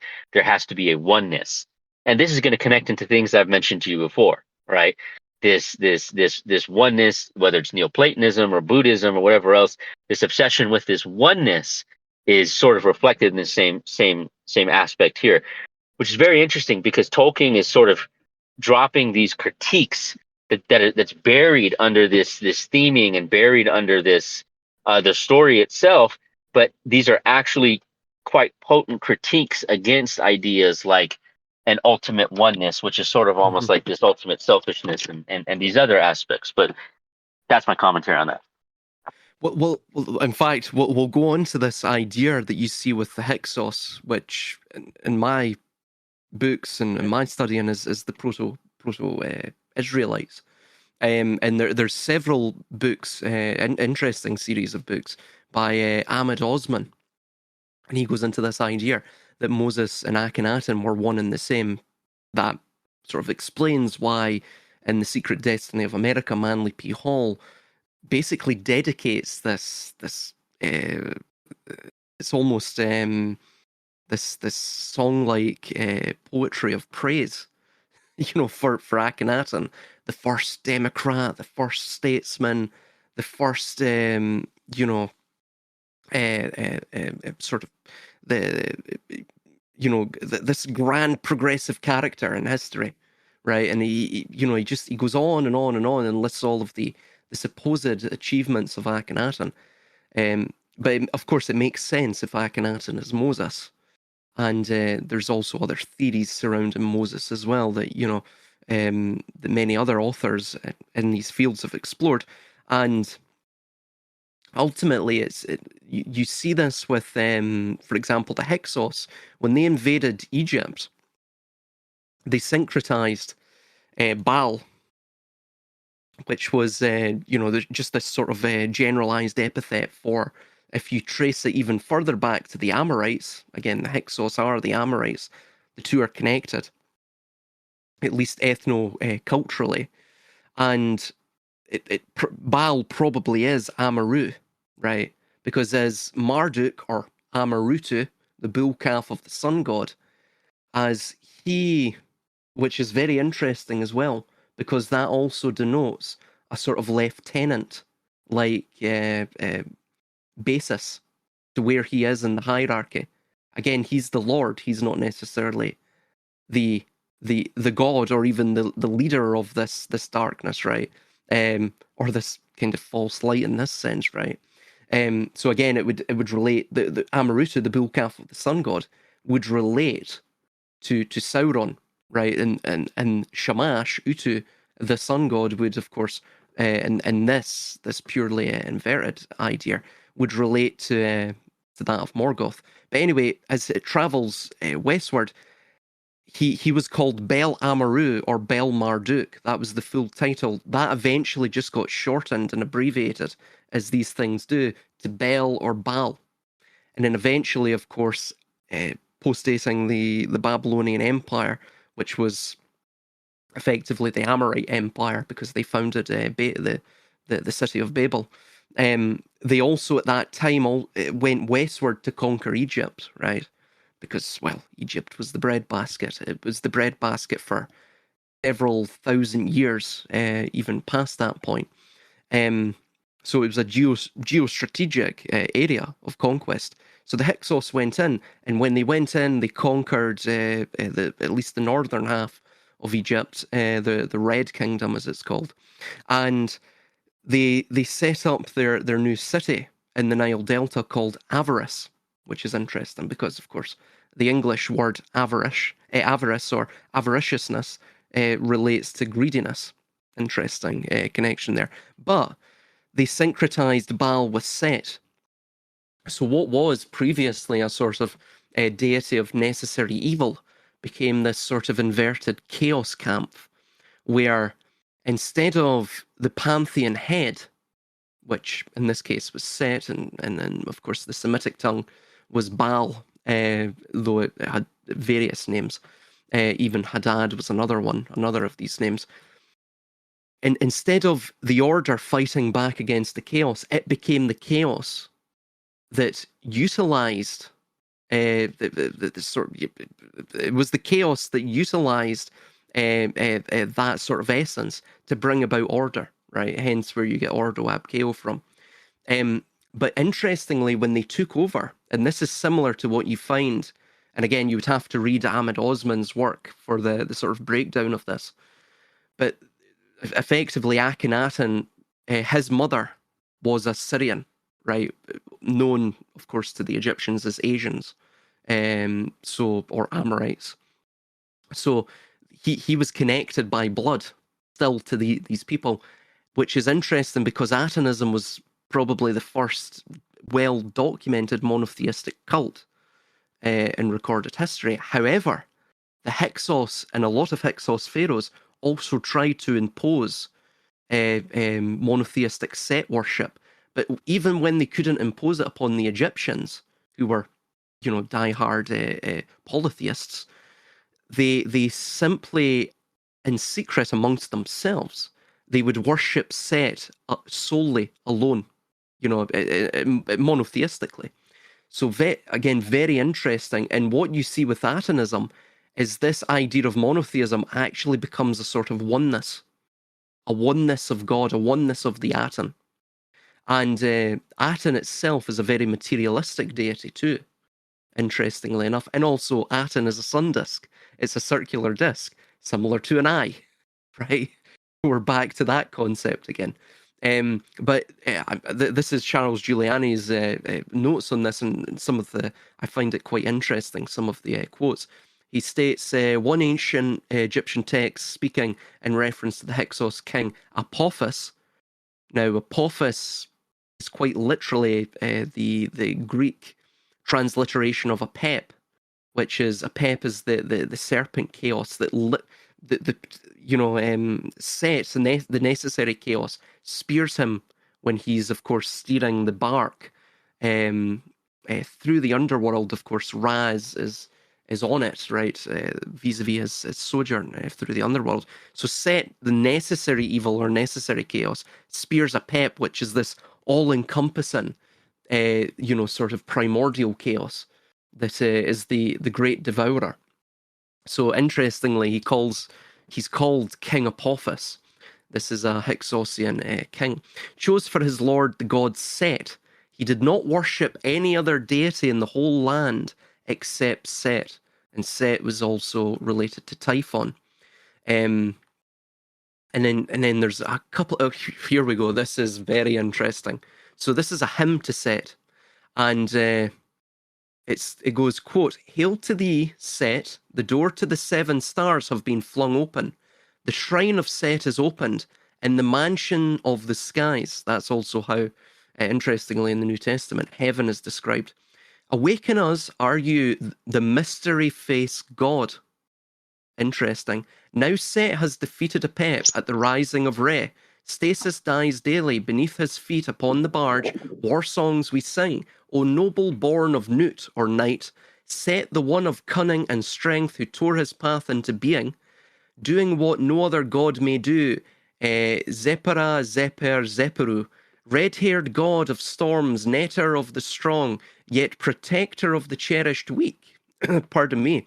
"God of challenges overcome, of the foreign brought forth as guests into the great hall of gods. As dawn concedes to morn, Set is against Horus at war.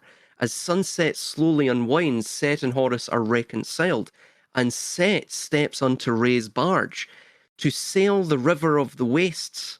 Thy ancestors called Shabbat."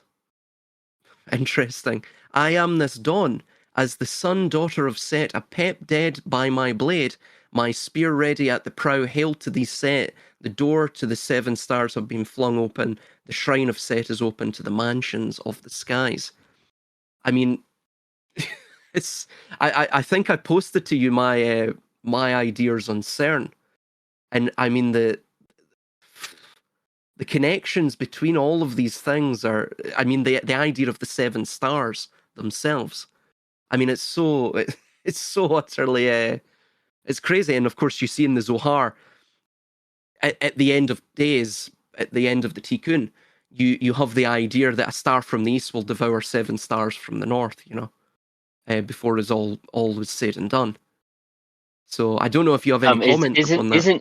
Isn't Egypt known as the Heptonymus? What was that? Oh, oh god, yeah, I know what you're saying. Let me see if I can pull it. Yeah, because it is in the dragon book that it is mentioned. Heptonymus. Yep, the Heptonymus. Let me pull this right here. 1 second. Yeah, seven, isn't it? Yeah. 7, exactly. Hold on 1 second. Heptonymus. Mm-hmm.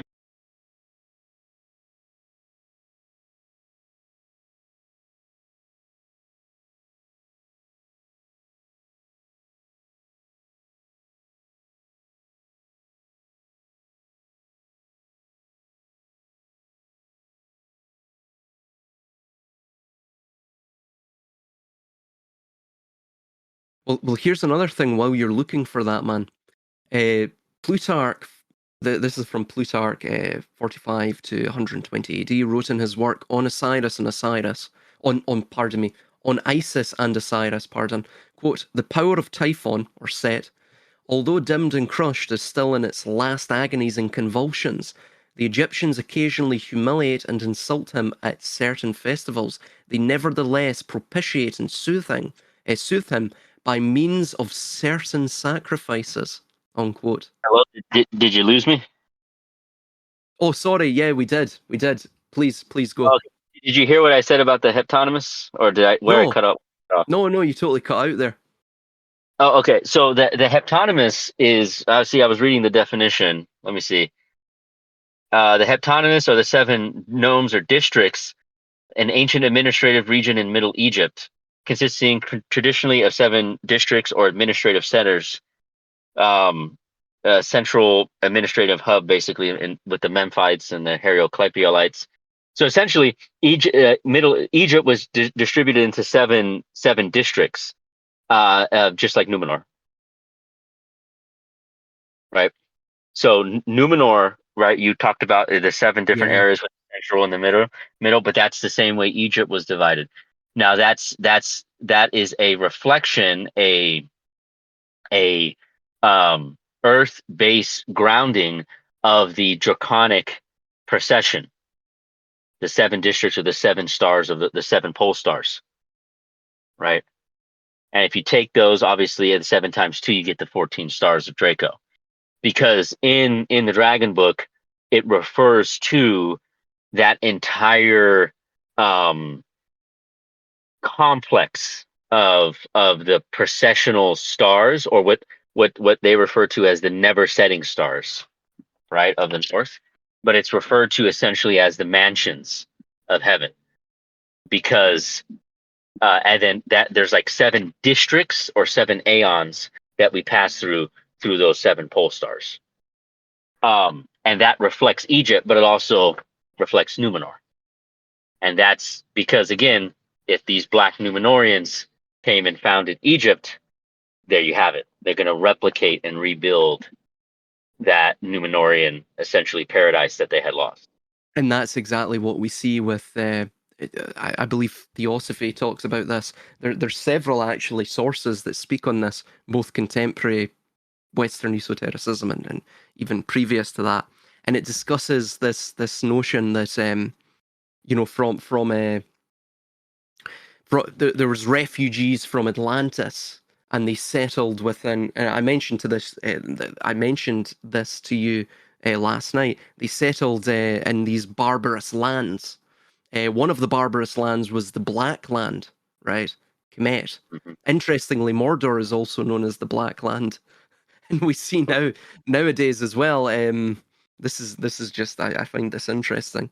If you look at the sigil of Moloch, this is total trivia, but if you look at the sigil of Moloch, it looks very much like I forget the Ukrainian term for it, but it basically translates as the trident, and it's the symbol, of course, of Ukraine, which is also known, and I believe it's also known as the Black Land, referring, of course, to the black soil, right? Of course, that's what is stated regarding Egypt as well, right? Because of its fecund soil, it's known as the Black Land. But I find that interesting. But here's something as well. This ties in with Hermes and Thoth, because he was the individual that came to these islands and gave them the secrets, right? Again, Cabal, to receive, that verb. This also relates to, like what we were stating, the deceit of Morgoth. And what is the deception of Morgoth? Well, you have to begin civilization on the premise that what this project of civilization, this model of the extraction of human productivity is, and what it's designed to do, is almost to establish a monolith, like what you see in 2001: A Space Odyssey with the apes surrounding that monolith, and we were mentioning with the Truman Show. Again, the monolith, the black monolith, is this fear of death, right? The fear of the unknown. Truman just walks straight into it because, again, like the riders of the Rohirrim, he no longer fears death. He sees it, in fact, as it should be, as a Louis Vuitton wanted it to be, which is that we see it as a gift, right? As the gift of mortality. So basically, that is what civilization is set up to do, to manifest this spirit of rebellion. Rebellion against what? Rebellion against death. Rebellion against the sort of primal gift that was given to man to set him apart from the timeless ones, right? To give him focus and to give him breadth of meaning within his life. So effectively, that's what civilization is, and this is the reason for the hyperstitional engines that are set up vis-a-vis civilization. Civilization effectively is, you know, it's like that JFK film in the 90s where I believe it's oh god, Donald Sutherland's character. Is it Mr. X or something? I think the character's name is, and he states very interestingly that all powers of government are found within their war powers, or they descend from war effectively, and that all society is set up to effectively collate all resources for war, right?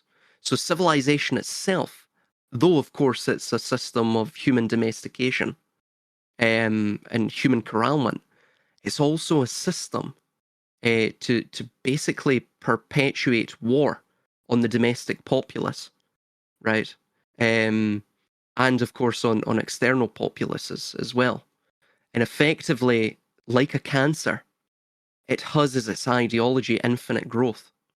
It must continually grow and grow and grow and expand its domain until it encompasses the entire planet. Because again, it's back to this notion of oneness.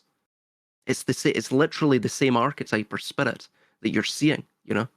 It's, I mean, yeah, listen, see if it's not actual history Tolkien was writing there, and if it was just some sort of imaginary prehistory, it doesn't really matter, because it's so utterly on point when you begin to dissect all of these critiques that, I mean, it in and of itself, it is a model of explication, of explicating all of these things. Basically, it's a nexus for bringing all of these disparate threads together, you know, to understand fundamentally, you know, a sort of unified theory of the system of civilization, of human development, of history itself, you know.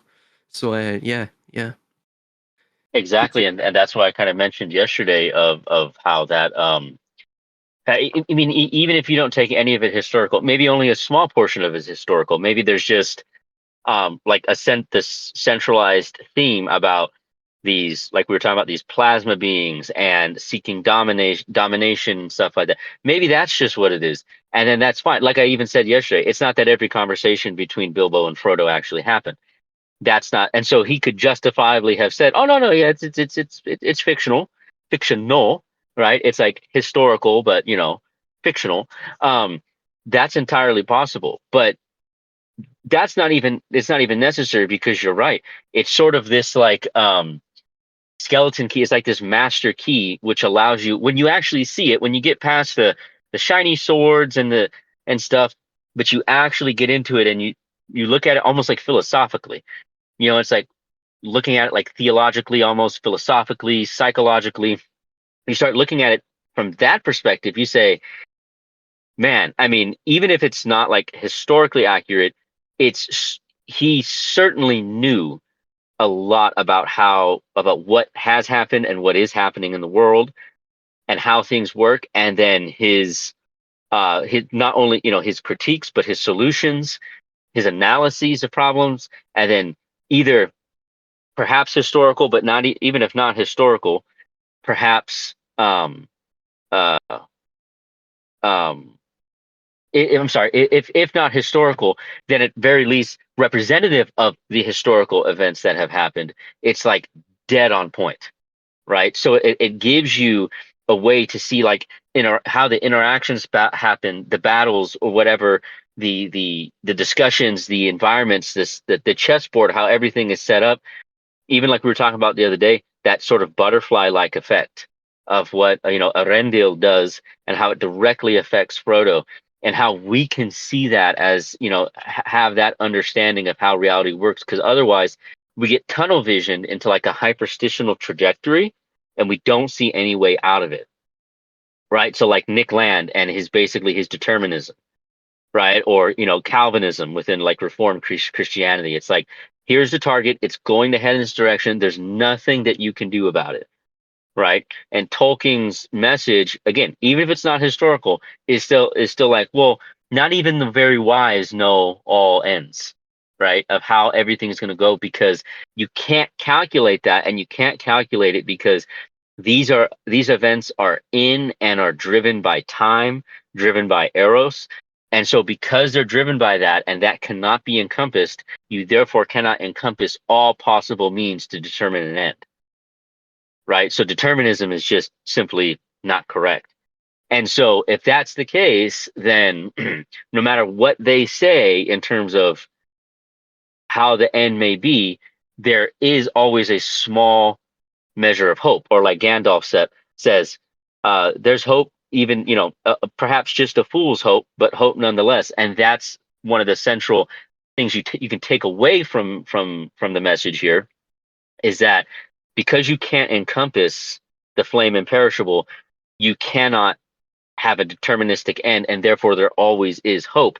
And if there's hope, right, Gil Estel, that star of high hope that you set your eyes upon, if there's hope, then that grants or allows you the ability to participate in the heroic act, right? Whether that's charging the Pelennor fields, perhaps sparing Gollum, right, like we talked about the other day, or the small act, of whatever it may be, the little things, sharing some lambus bread, right? It prevents the complete despair or a nihilism of complete despair, because, well, not even the very wise can see all ends, right? So even if it's not historically accurate, some of it's historically accurate, it's just even more blowing, right? But even without that, it's the central message, I think, is still extremely powerful. And like we mentioned the other day, that's probably why they're attacking it so severely, is because it's an extremely powerful message with an answer, I think, to a lot of the dread and stuff we're dealing with now. And they definitely don't want that, because then that interrupts the hyperstition, that apocalyptic hyperstition. It can begin to interrupt that, Absolutely, yeah, yeah. And here's another connection I'm just seeing here. So we were talking about Set, right? And again, this is just more layering of the connections here between all of these archetypes to show that perhaps they're speaking of the same sort of dark tyrant archetype. So the very word Set in ancient Egyptian actually means to overpower. It also means to sort of, to have strength or might. Now, interestingly, Melkor, quite literate, so, from the Quenya or Kenya language, Melkor, which was, of course, the original name of Morgoth, Melek or Mebelek, means great, mighty, or powerful. And then, of course, the suffix of or means to arise or arising. So literally, he who arises in might or power, which, of course, is exactly the same as Set, right? So on that point alone, it's Tolkien is sort of playing it again, like what you're saying. He's a genius with linguistics, so he's playing upon these sort of perennial archetype, this perennial archetype. I mean, as well, I believe Set, somewhere in these notes, somewhere, it's also mentioned that Set was known as the Dark One, or the sort of the Dark Four, the Dark Enemy, even a tyrant, which of course is Morgoth. Morgoth literally means dark enemy or black foe or dark tyrant. So I think the connections are absolutely astounding, especially if these archetypes themselves. And I think these archetypes, if they are plasmic, I think people are able to pick up on them, almost, if you will, within the field of things. But getting on to the Green Dragon, and here's an interesting set of notes that I came across here. Again, this is from Charles Giuliani, and super interesting. So in 1933, Teddy Legend wrote a book called Seven Heads of the Green Dragon. In this work, Legend refers to the Green Dragon as a sinister international cabal bent on world domination. He said that his organization was run by 72 unknown elite conspirators. This also is the names or the Shems of God, right, or Shem Hamiforash. It's also seen, of course, within the Tetractys of Yod-He Vahe, which creates 72 names of the deity, who worked behind the scenes to generate war, revolution, and chaos. Of course, yeah, sound familiar. He also said that these conspirators were behind the assassination of Franz Ferdinand, the Bolshevik Revolution, the murder of the Romanovs, the 1922 killing of German Foreign Minister Walter Rathenau, the abduction of White Russian General A.P. Kutepov, and the apparent suicide of millionaire Swedish match king Ivar Kreuger. So, you know, of course, Teddy Legend was a phony name. His real name was Pierre Mariel, who had French intelligence connections, and he was a Rosicrucian, right? So we read here as well, the book talks about a scapular medal of Saint Seraphim. Interesting. We're back to the blazing serpent here, that was supposedly found around the neck of the slain Russian Tsarist imperial family member Alexandra, which bore the inscription, "The Green Dragon." You were absolutely right. Too late. This inscription was also said to have been accompanied by a Kabbalistic hexagram or six-pointed star, i.e., of course, the Magen David, or the Star of David as it's come to be known. It's also the Star of Remphan in some biblical critiques. This book also mentions Rasputin as having been a member of the Green Dragon, which shouldn't surprise us. And let me read. Green is obviously associated with currency, he states here. But I mean, that's quite interesting, of course. The Boston Tea Party, of course, as well, was hatched in the Green Dragon Tavern. And we see, of course, as well, that was also, by the way, the location of the local Masonic Lodge, just to also state. And also we see within the pamphlets and propaganda of the revolution, we see the snake constantly. Don't tread on me, join or die. So all of it surrounds this idea of Draco. It surrounds this idea, of course, of the Green Dragon. We see it with Hermes' vision of Poimandres, which in Greek means the shepherd of man. And Poimandres, you know, prostrates himself before this Green Dragon of Poimandres. Hermes prostrates himself before this Green Dragon known as Poimandres, and he basically, you know, worships him as a lord, right? As if he is a meek, lowly servant, you know. So I don't know if you have. Oh, Eros is away, but damn, I don't know if anyone has any. Yeah, I don't know if anyone has any opinions upon that, but that is absolutely fascinating. I've got a ton for that. Sure. Jump in, Regan. Green Dragon and 7 heads. Oh my god.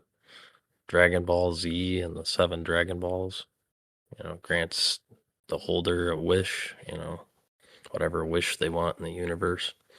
But on your bigger, you know, historical, or what is known as historical references, especially getting in with like Tesla and all that kind of stuff. Edison and Henry Ford were pretty big contenders with Nikola Tesla for whatever he was or whatever they were. But yeah, here in Detroit we got Greenfield Village. Greenfield Village is composed of, well, I mean, it was like 7 buildings was the original. Now there's like way more stuff, but you still have the original 7. It's all part of Dearborn Truck Plant. It's like it's a part of it, but it's not on the property, if you know what I mean. So it's like the acreage, the areas, the land is all owned, but it's kind of separated by highways and all sorts of other stuff. And at Greenfield Village, I mean, it's like a museum park at this point because it's got one of Henry Ford's and Edsel Ford's first homes, and they brought Edison's factory from New York up here and stuff. So like his factory that he supposedly invented the incandescent light bulb, that's up here in the village now, right in Greenland, which is kind of your opposing to Graceland, right, which is your white. So you have your green and your white. And that's like we were talking earlier with the men from the north, right? The enemy from the north up where BlackRock is and all that stuff. But as far as Greenland, Graceland, green and white, our big college here, well, other than U of M, is Michigan State, which is known for their green and white colors. And then you have the high school that was next to mine, so I don't care if I dox my hometowns and stuff. I went to Oxford, which was blue and gold and home of the Wildcats. The biggest rivalry was right next to us. The town is named Lake Orion. Orion is, I'm pronouncing it fucked up. It's really Orion is how it's spelled.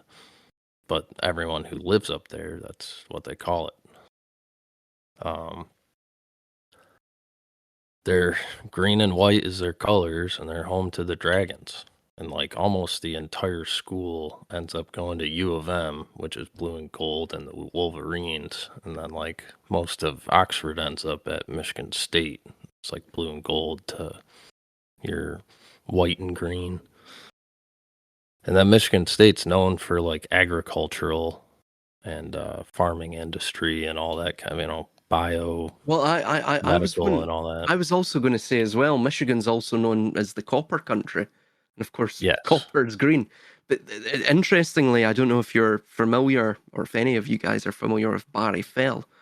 He discusses in Saga America and America BC, I believe is the other one. He discusses this idea of the copper mining in Michigan going all the way back to like there was global 12th trade. century. Yeah. Even before that, he states as well before with the Celts. too. Yeah. But you had the Fontaines were here. You had at least whatever the Viking, Saxons, or multiple other cultures that were probably up in these areas. Asians, which became Native Americans. I'm sure everybody's kind of morphed into everything at some point. Yeah. Depending on how far back history goes and how much people have moved around, right? So that, like the copper mining up there, there's like ancient mines up there. Like I just went for the first time up to the UP, right? Last summer. And that we went and saw the, what they call it the pictured rocks.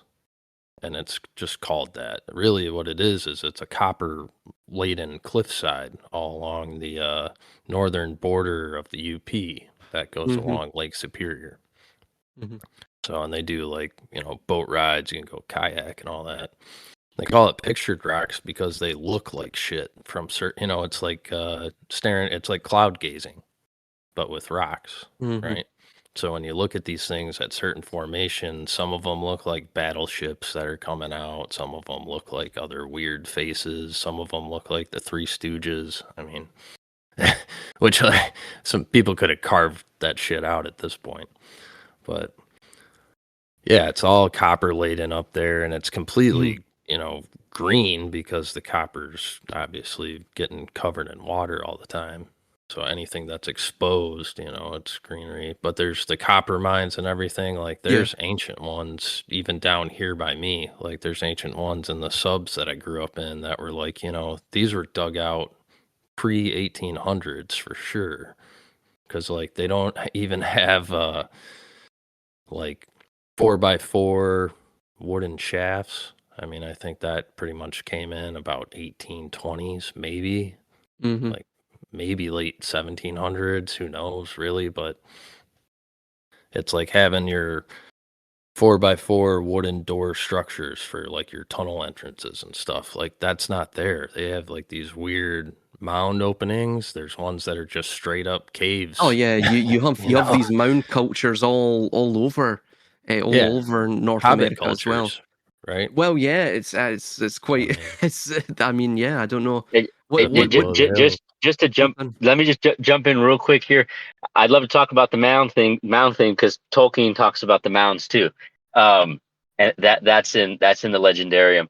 But just to comment quick on the Green Dragon before we get dragged away from that. Guess what the name of the tavern in Hobbiton is?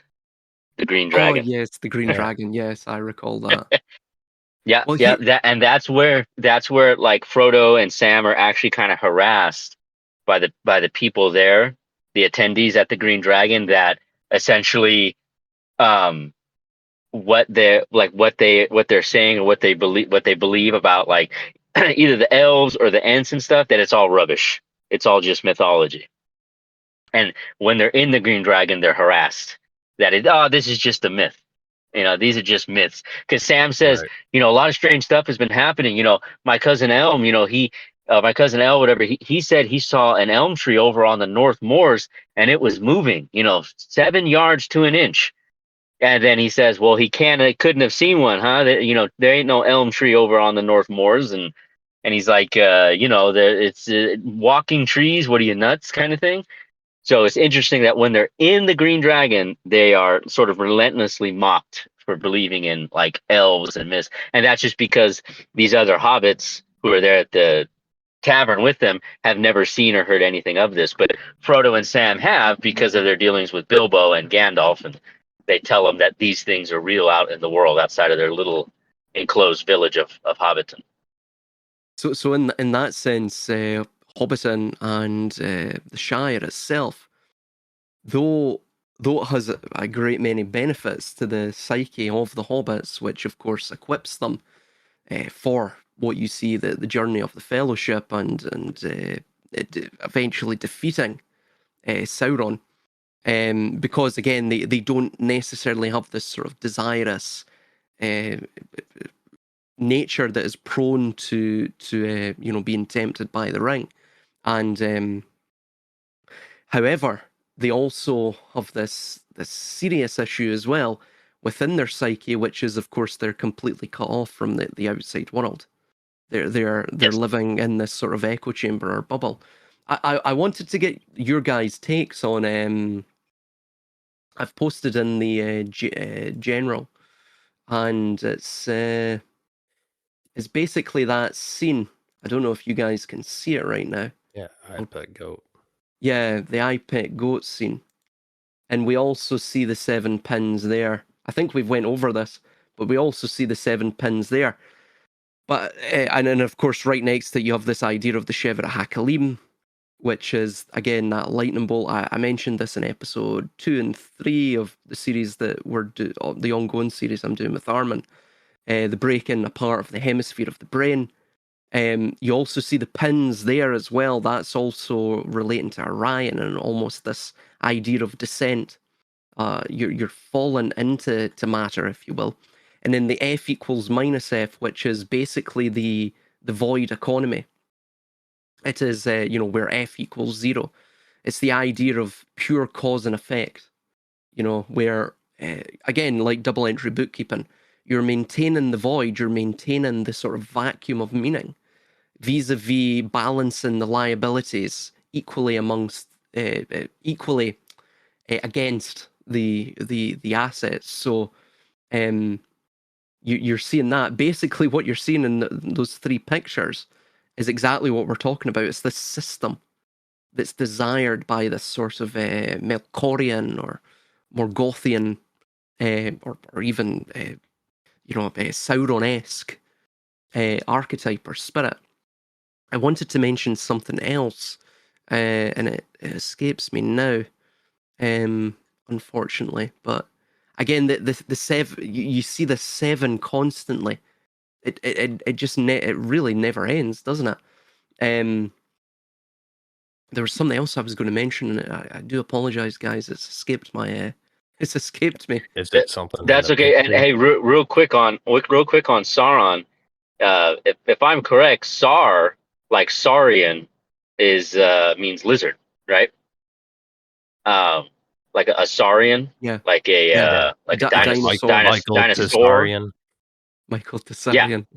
yeah. Oh yeah. So- I mean, yeah. So, and there goes another, just a little hint of that reptilian connection. And in I Pet Goat 2, at that beginning scene with Bush, the hands that grasp the marionettes, they are scaled hands. They're reptilian hands.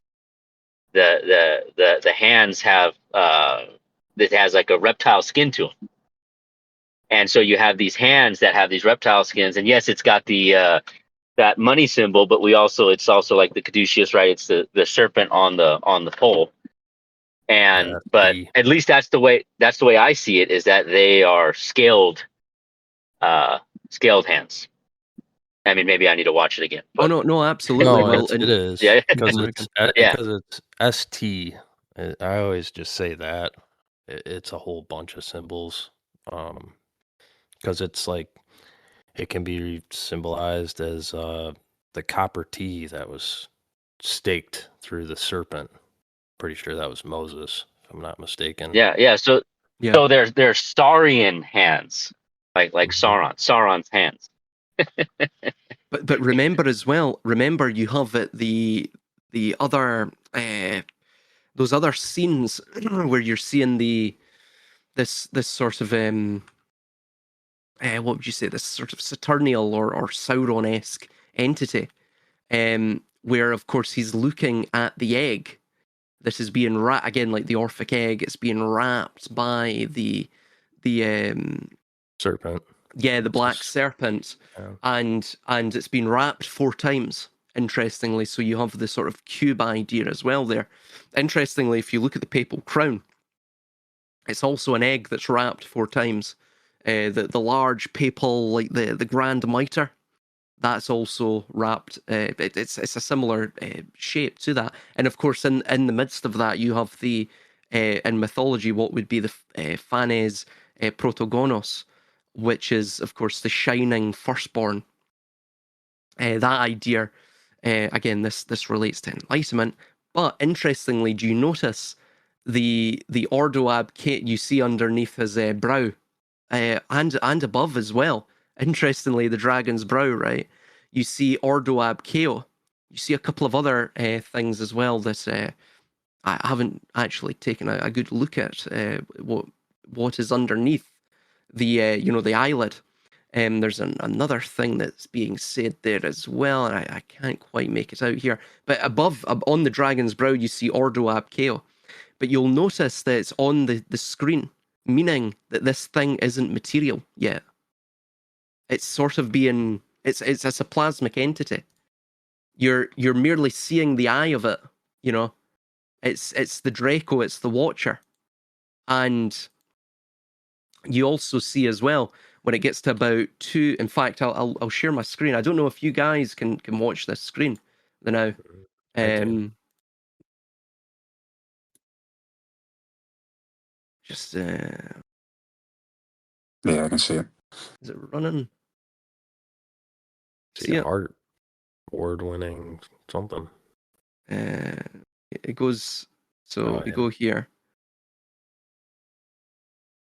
Notice the eye. It's a reptilian eye. There's the one eye again.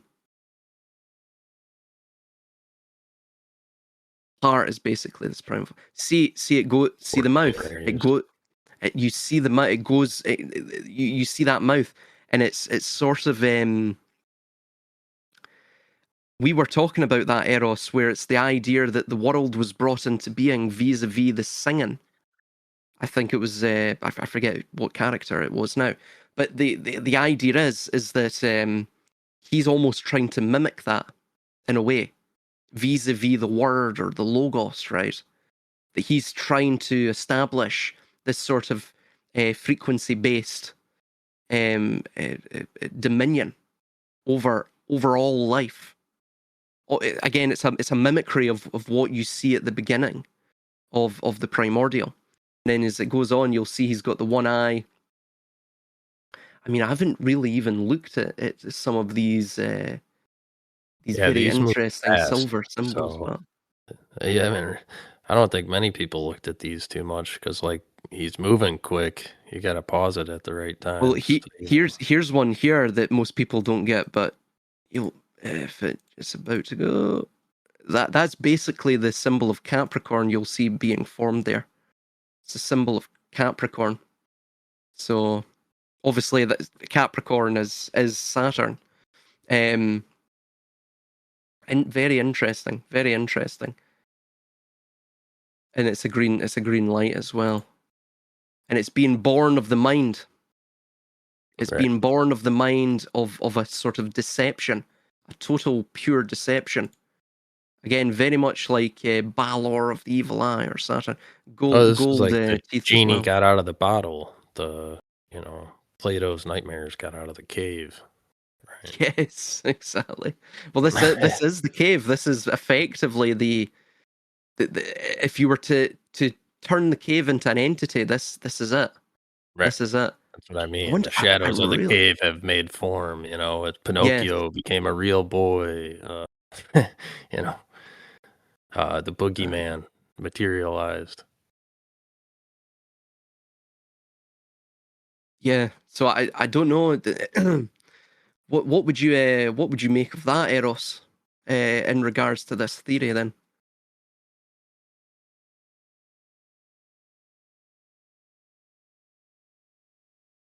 Stepped away. I think it stepped away, unfortunately. But yeah, it's interesting. Oh yeah, no, the whole iPad goat thing's very interesting. I do like seeing it and all the other stuff though. Mhm.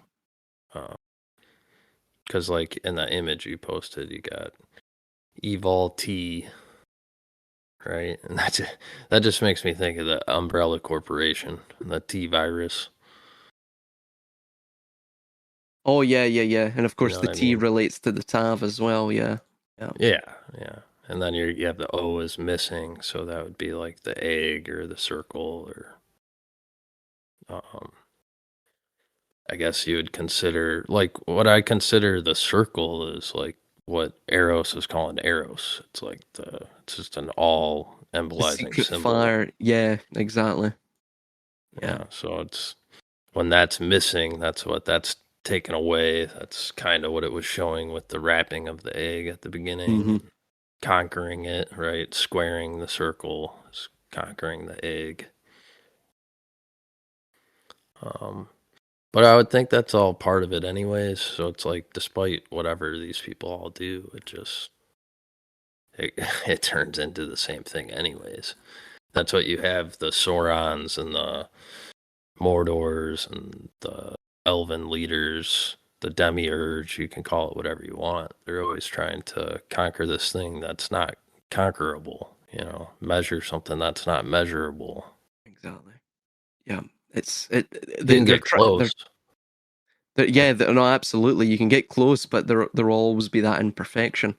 And this is even what you're seeing with the likes of the Great Reset, which is, the system isn't perfect. They have to effectively update or to renew through war, conflagration, the migration of transnational capital to a new base, a new empire, every 250 years. So it's not perfect. And what they're looking to do is like what Eros is mentioning.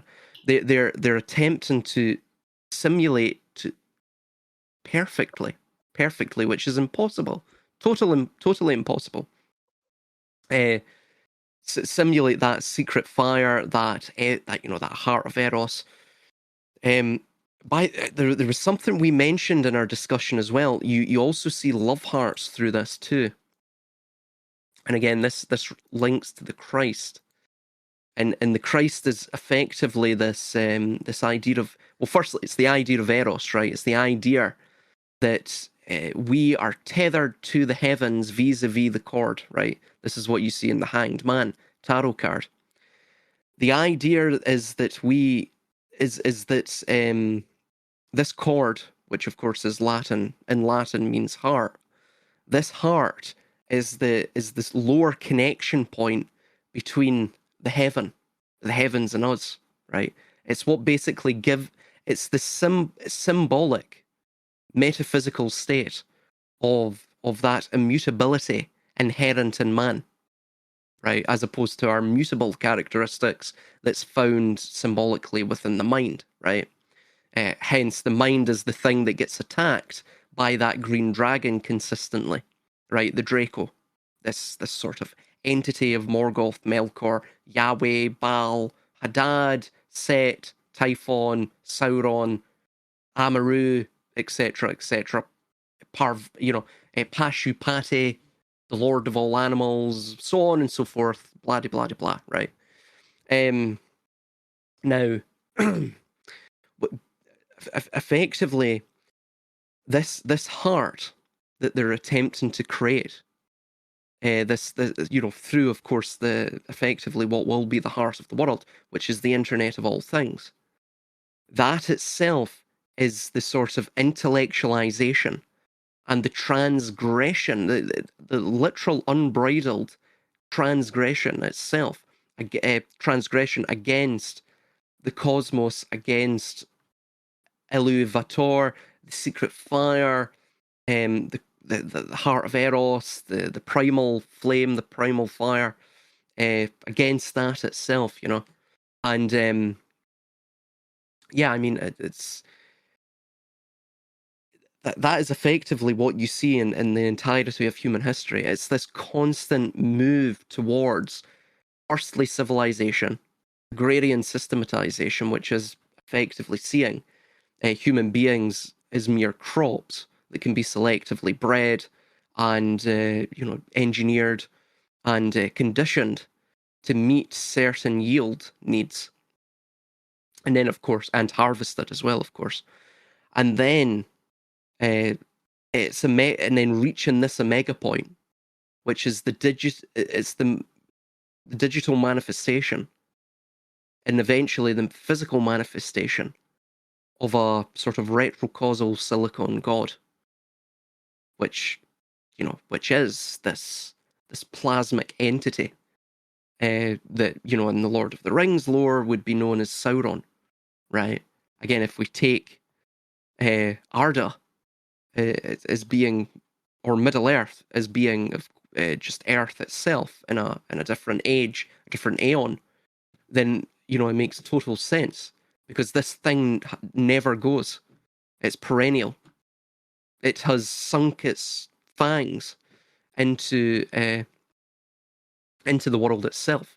And you see, I think Flight of Eros mentioned it in Christopher Tolkien's compilation within the book, a compilation of his father's work, J.R.R. Tolkien, in that book, The Ring of Morgoth, where I believe he discusses, and Eros can correct me if I'm wrong here, so don't quote me, but within the Ring of Morgoth, it mentions that Morgoth effectively can never can never go from the earth. This sort of northern evil can never leave. So yeah. Oh, taking off. Nice.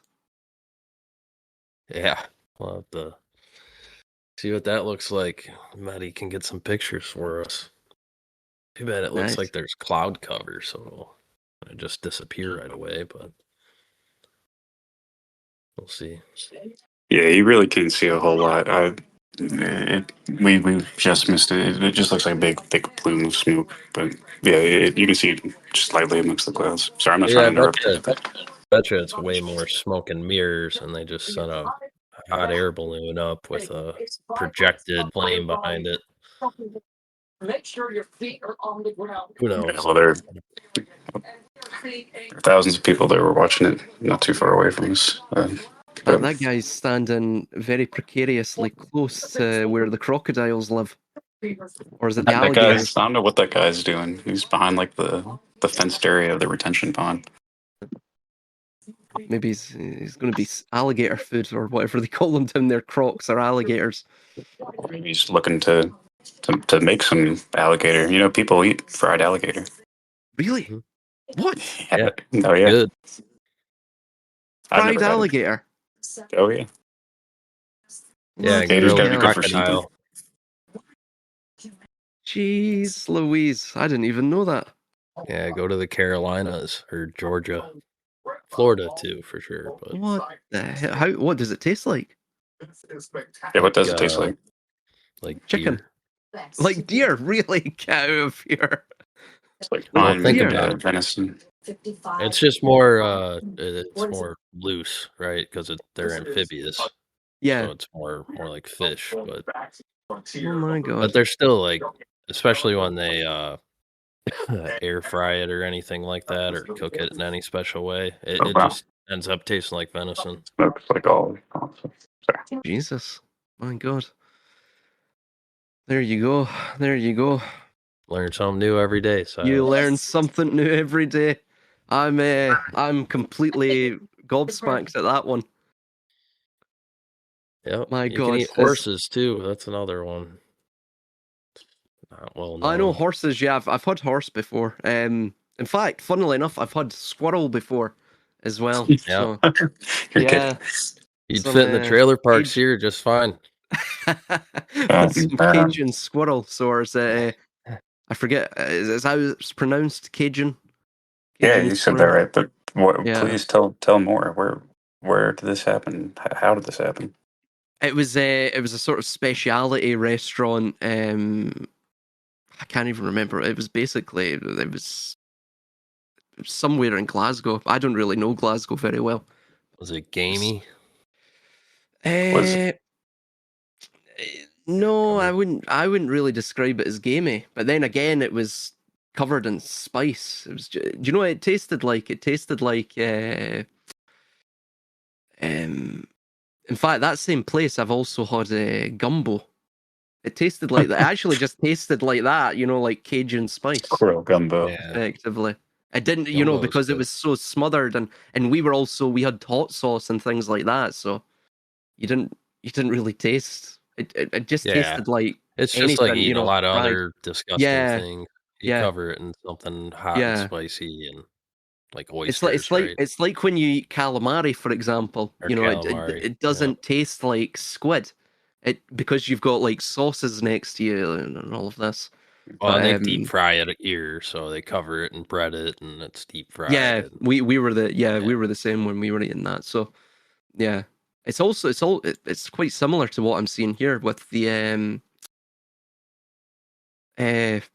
like the little, it's like it looks like popcorn chicken, with the alligator, the like fried alligator.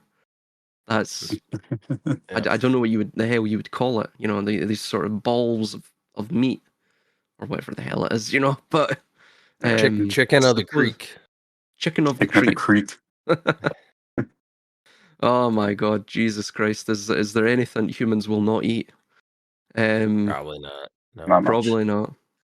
Anyway, Flight of Eros is back. I actually can't recall my question. Can Green anyone else? dragon. The Yes. yeah, Right. the green Okay. dragon and the iPet goat 2 picture here. Yes. Little ways Right. up now. Uh, And yeah, the F equals negative F and yeah. brain split and all this Here's the one. If Flight's still there, are you still there, Flight?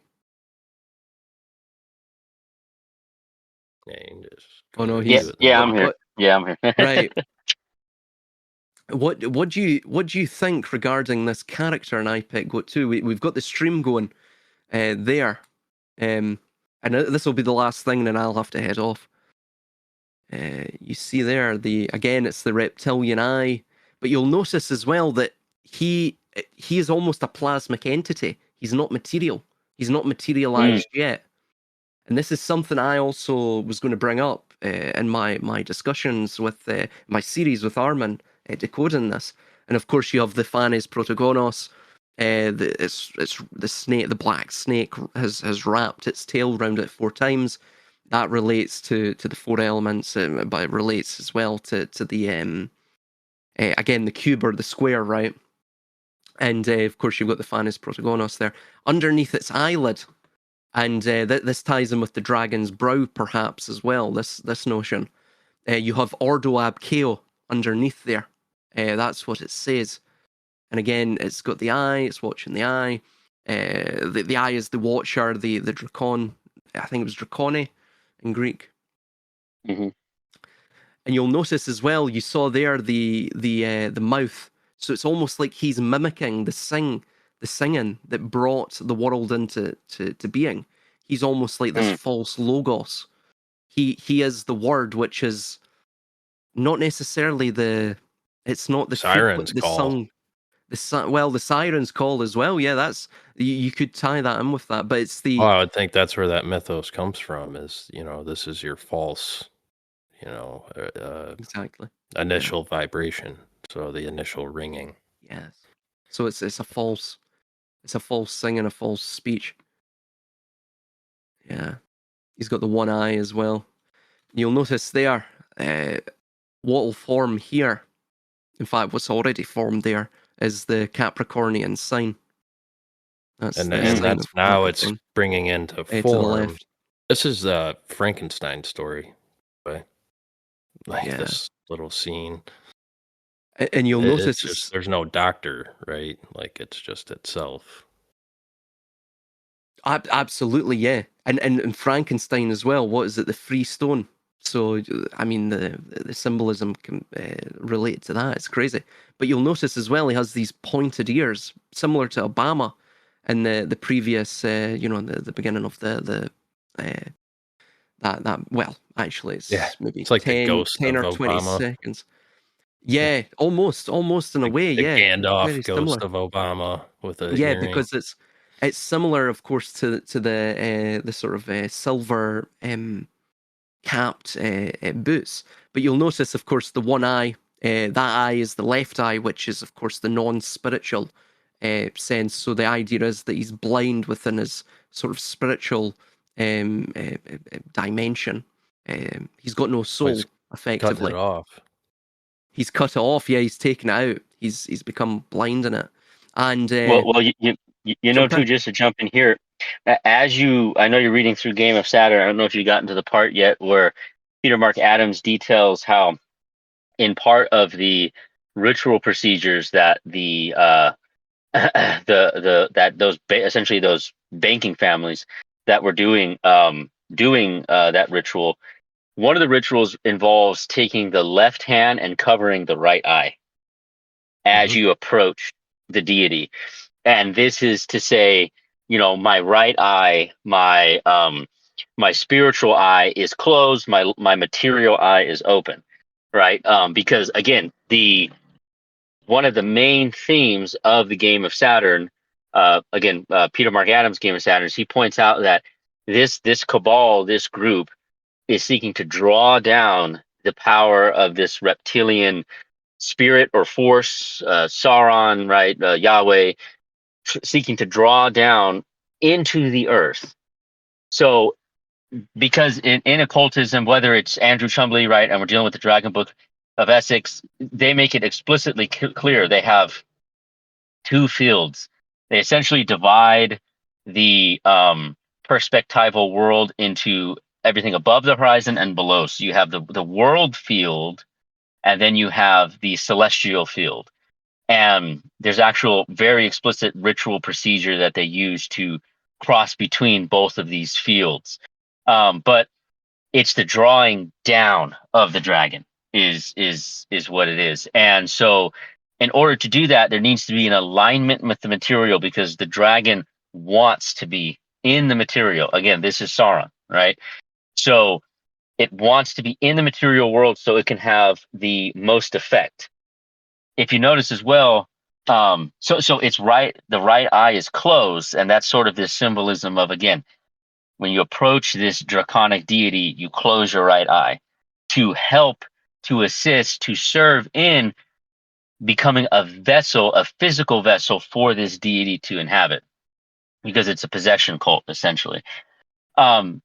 That character, though, I think it's a great analysis. He's in this screen, so he's not manifested in a three-dimensional world. He's only in this two-dimensional world of the screen, right? So it's almost like this this dimensionality where he can't have an exact effect. So it's almost as if he would want to devour this child to be born with its sharp teeth, right? But he can't get to him because he's not in the material world yet.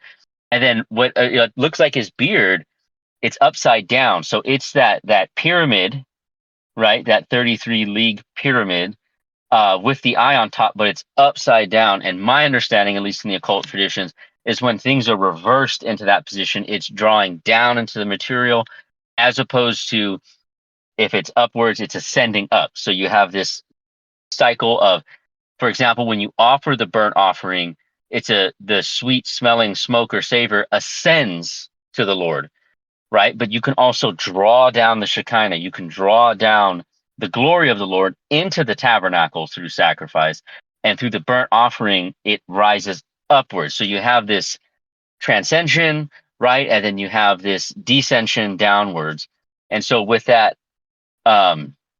pyramid and the eye reversed down, it's almost as if we are attempting to bring this deity from this two-dimensional or celestial plane and draw it down onto the earth, which is the three-dimensional plane, which is again taking in the Tolkien lens, taking this Sauronic spirit who seeks to not only devour, but in terms of you, like with the mouth, that singing, that harmonic, that sound, that vibration, right? Tesla, frequency and vibration is what makes up everything.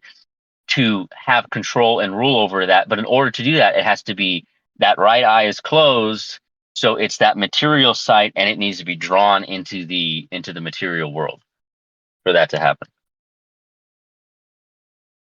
Yeah, and also you can see on the left side as well of that being, you'll notice the gold ring, the one ring to rule them all, you know. So you've got that idea as well.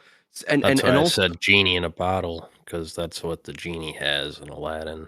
It's the one earring. Oh, that's right. oh Yeah. yes, and the genie is the jinn, the being of Yes. smokeless fire. Yes. Yes, The plasma. Desert. Yeah. The same. Plasma. Yeah. Jesus. Yeah. that's Who a good will connection.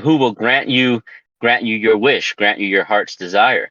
And Right. I've mentioned this before. It's like the elite think that they are going to get something out of this. That's the original temptation, is that Sauron basically says, "Hey, look, you serve me, you help me out, and I'll give you riches." There's when Sauron, when he's trying to gather all the other rings, because he dispersed all the rings out and he's looking for the ring. One of the dwarves, the dwarf king, I forgot his name, one of the dwarf queens, he actually has one of the rings that was given to the dwarves. And Sauron sends a messenger, but he basically is, promising him all of these riches and worldly pleasures. And it's this, Mephistophelian deal of, I'll give you all this stuff, just give me back this ring, right? Because he's looking for his one ring, he's looking to find it. So in that very similar sense, it wants this sort of either an exchange from you or this service from you to bring this all to pass. Yeah. Yeah, it's Yep. what would you also say regarding this source of so of course he has the black skin, similar to the idea of Mordor, and you also see Sauron, he's constantly in black. The blackness is almost this he's got this nature of the foe, or this nature, he also has the reptilian skin as well. But what's up with the ears? Why these pointed ears? You also see it with Obama earlier on in the film as well. We can see there these weird sort of pointed ears. What the hell is going on? Elven ears. Yes, I mean, That's what they are. Yeah, what's going on here? What's the connection here? Why these pointed ears?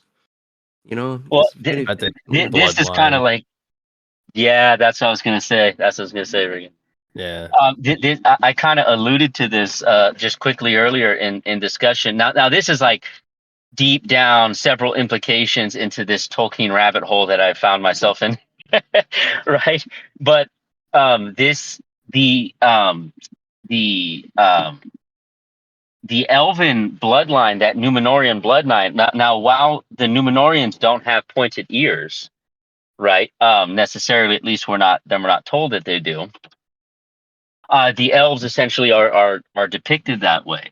So with Obama, with the pointed ears, would that be a reference to the bloodline of the Numenorians, like this elven, this mixed bloodline of human and elf, right? Which is going to grant that, like I've mentioned before, that long life. And there's that lore of the vampire, right? This character who lives for hundreds and hundreds of years and is like very intelligent but very fair looking, but it's a consumer of other humans, right? That blood essence is looking to consume.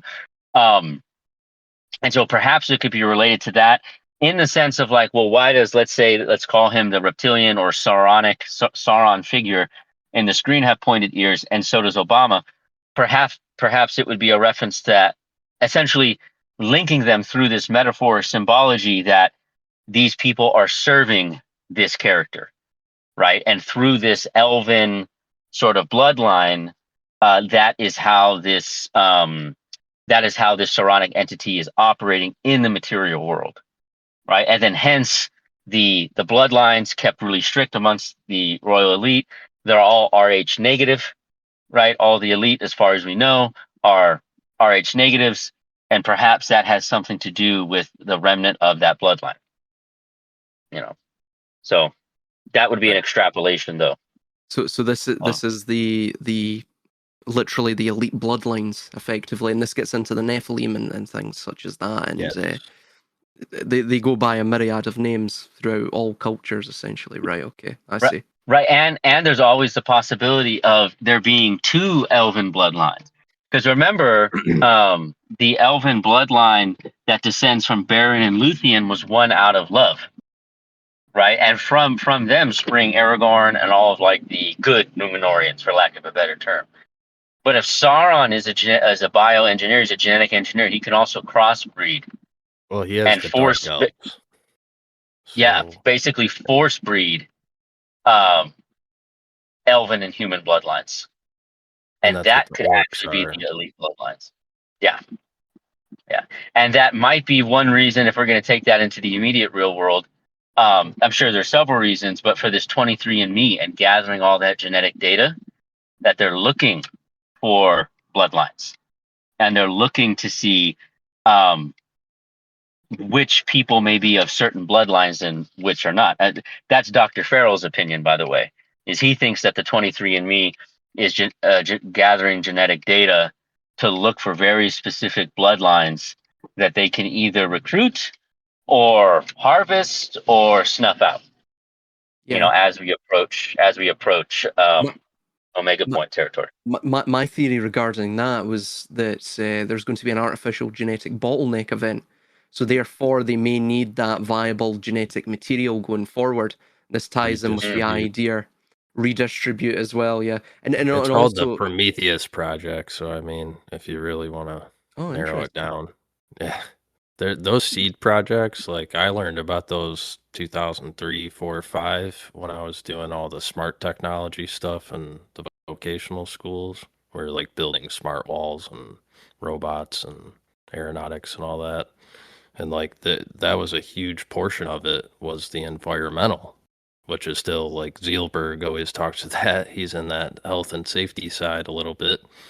But they beat that into us with the seed projects. And yeah, like one of them, pretty sure the North Pole one is known as the Prometheus seeding project. And I can almost guarantee that 23andMe and Ancestry both funnel all their data to it. It's also holding like all the seeds of various species of plants, and they have animal organisms and all sorts of stuff.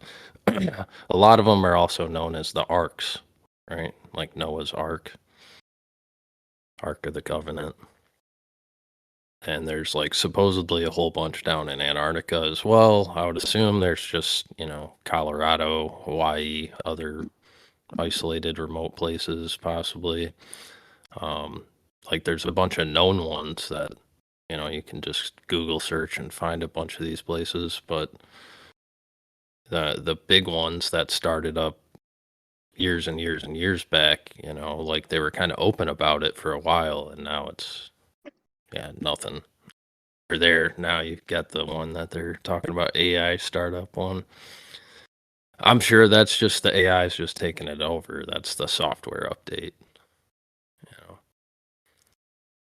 And those all those projects have been in these mass preparations under the guise of like the environmental scares, you know, the ozone layer deteriorating, oceans rising, ice caps melting, nuclear winter, nuclear storms, et cetera, monsoons, super lightning storms.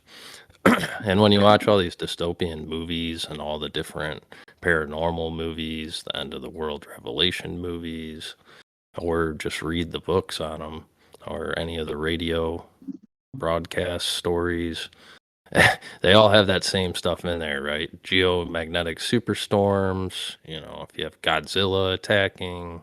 I was even thinking of bringing up Cloverfield earlier. That was one I kind of got onto for a little bit because it's one of those weird movies they shot like the Blair Witch Project. A lot of people didn't really gravitate towards it except for that type of culture. And like Cloverfield is what brought TJ Miller onto the map.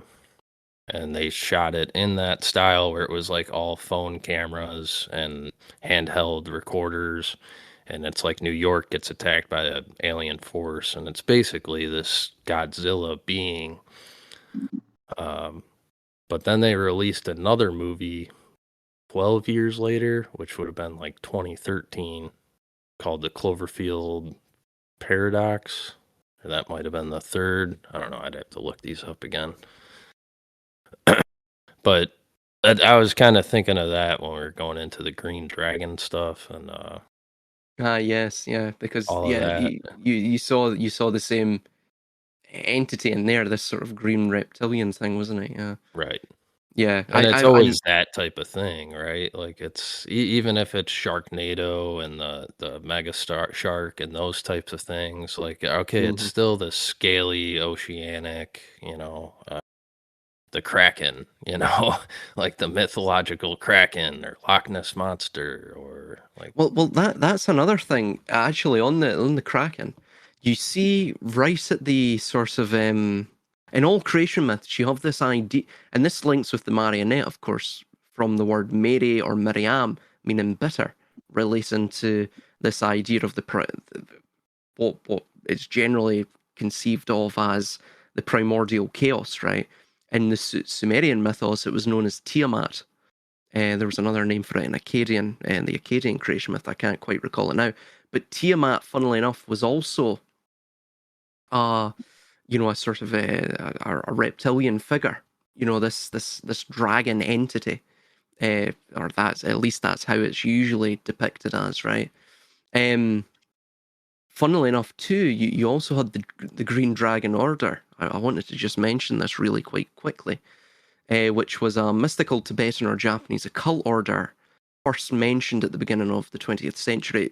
What it's theorized to be is like some sort of offshoot of, the sort of Western theosophy and all of the various orders, the sort of sub-branches of theosophy throughout the West. But again, quite interesting. You're seeing that green dragon idea yet again, but yeah, I think it does. It must relate to this idea of Draco. They're bringing down the spirit of Draco. It's always Draco. It always comes back. And that's got to be like an Eastern thing, because like for the West here, everything's about the Red Dragon. Like in Hollywood, it's the Red Dragon movie theater is like the major Hollywood theater on Hollywood Boulevard with the stars, the star walk out front.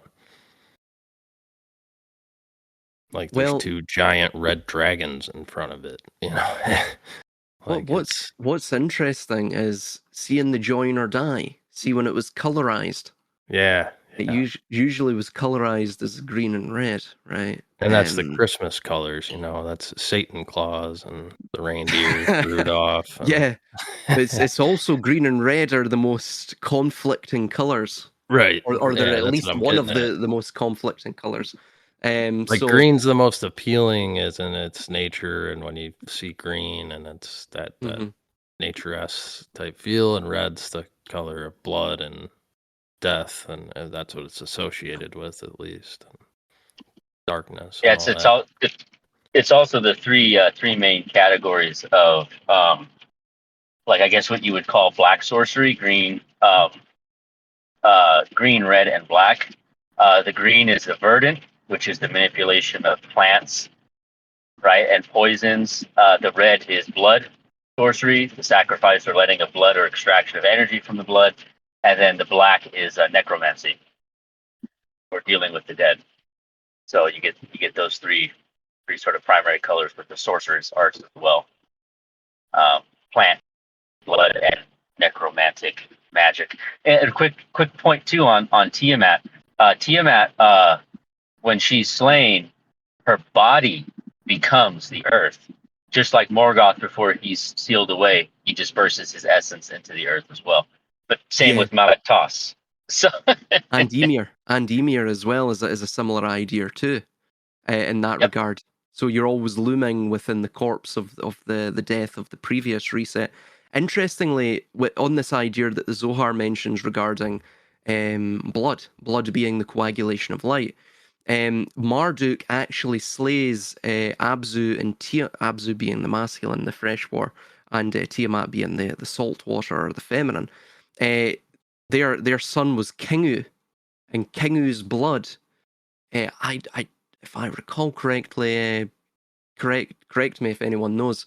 I may be incorrect here, but Kingu's blood became basically the life essence of the servants of man, or it was mixed with the dust to create the vessels for man, or something like that. Yeah. So you have the same idea there too, regarding tying in with this sort of plasma hypothesis of history. Let's just call it that. Yeah, definitely. But hey guys, I'm almost home. I gotta jump off. So right, dude. Great chat. Yeah, great chat. Yeah, Awesome.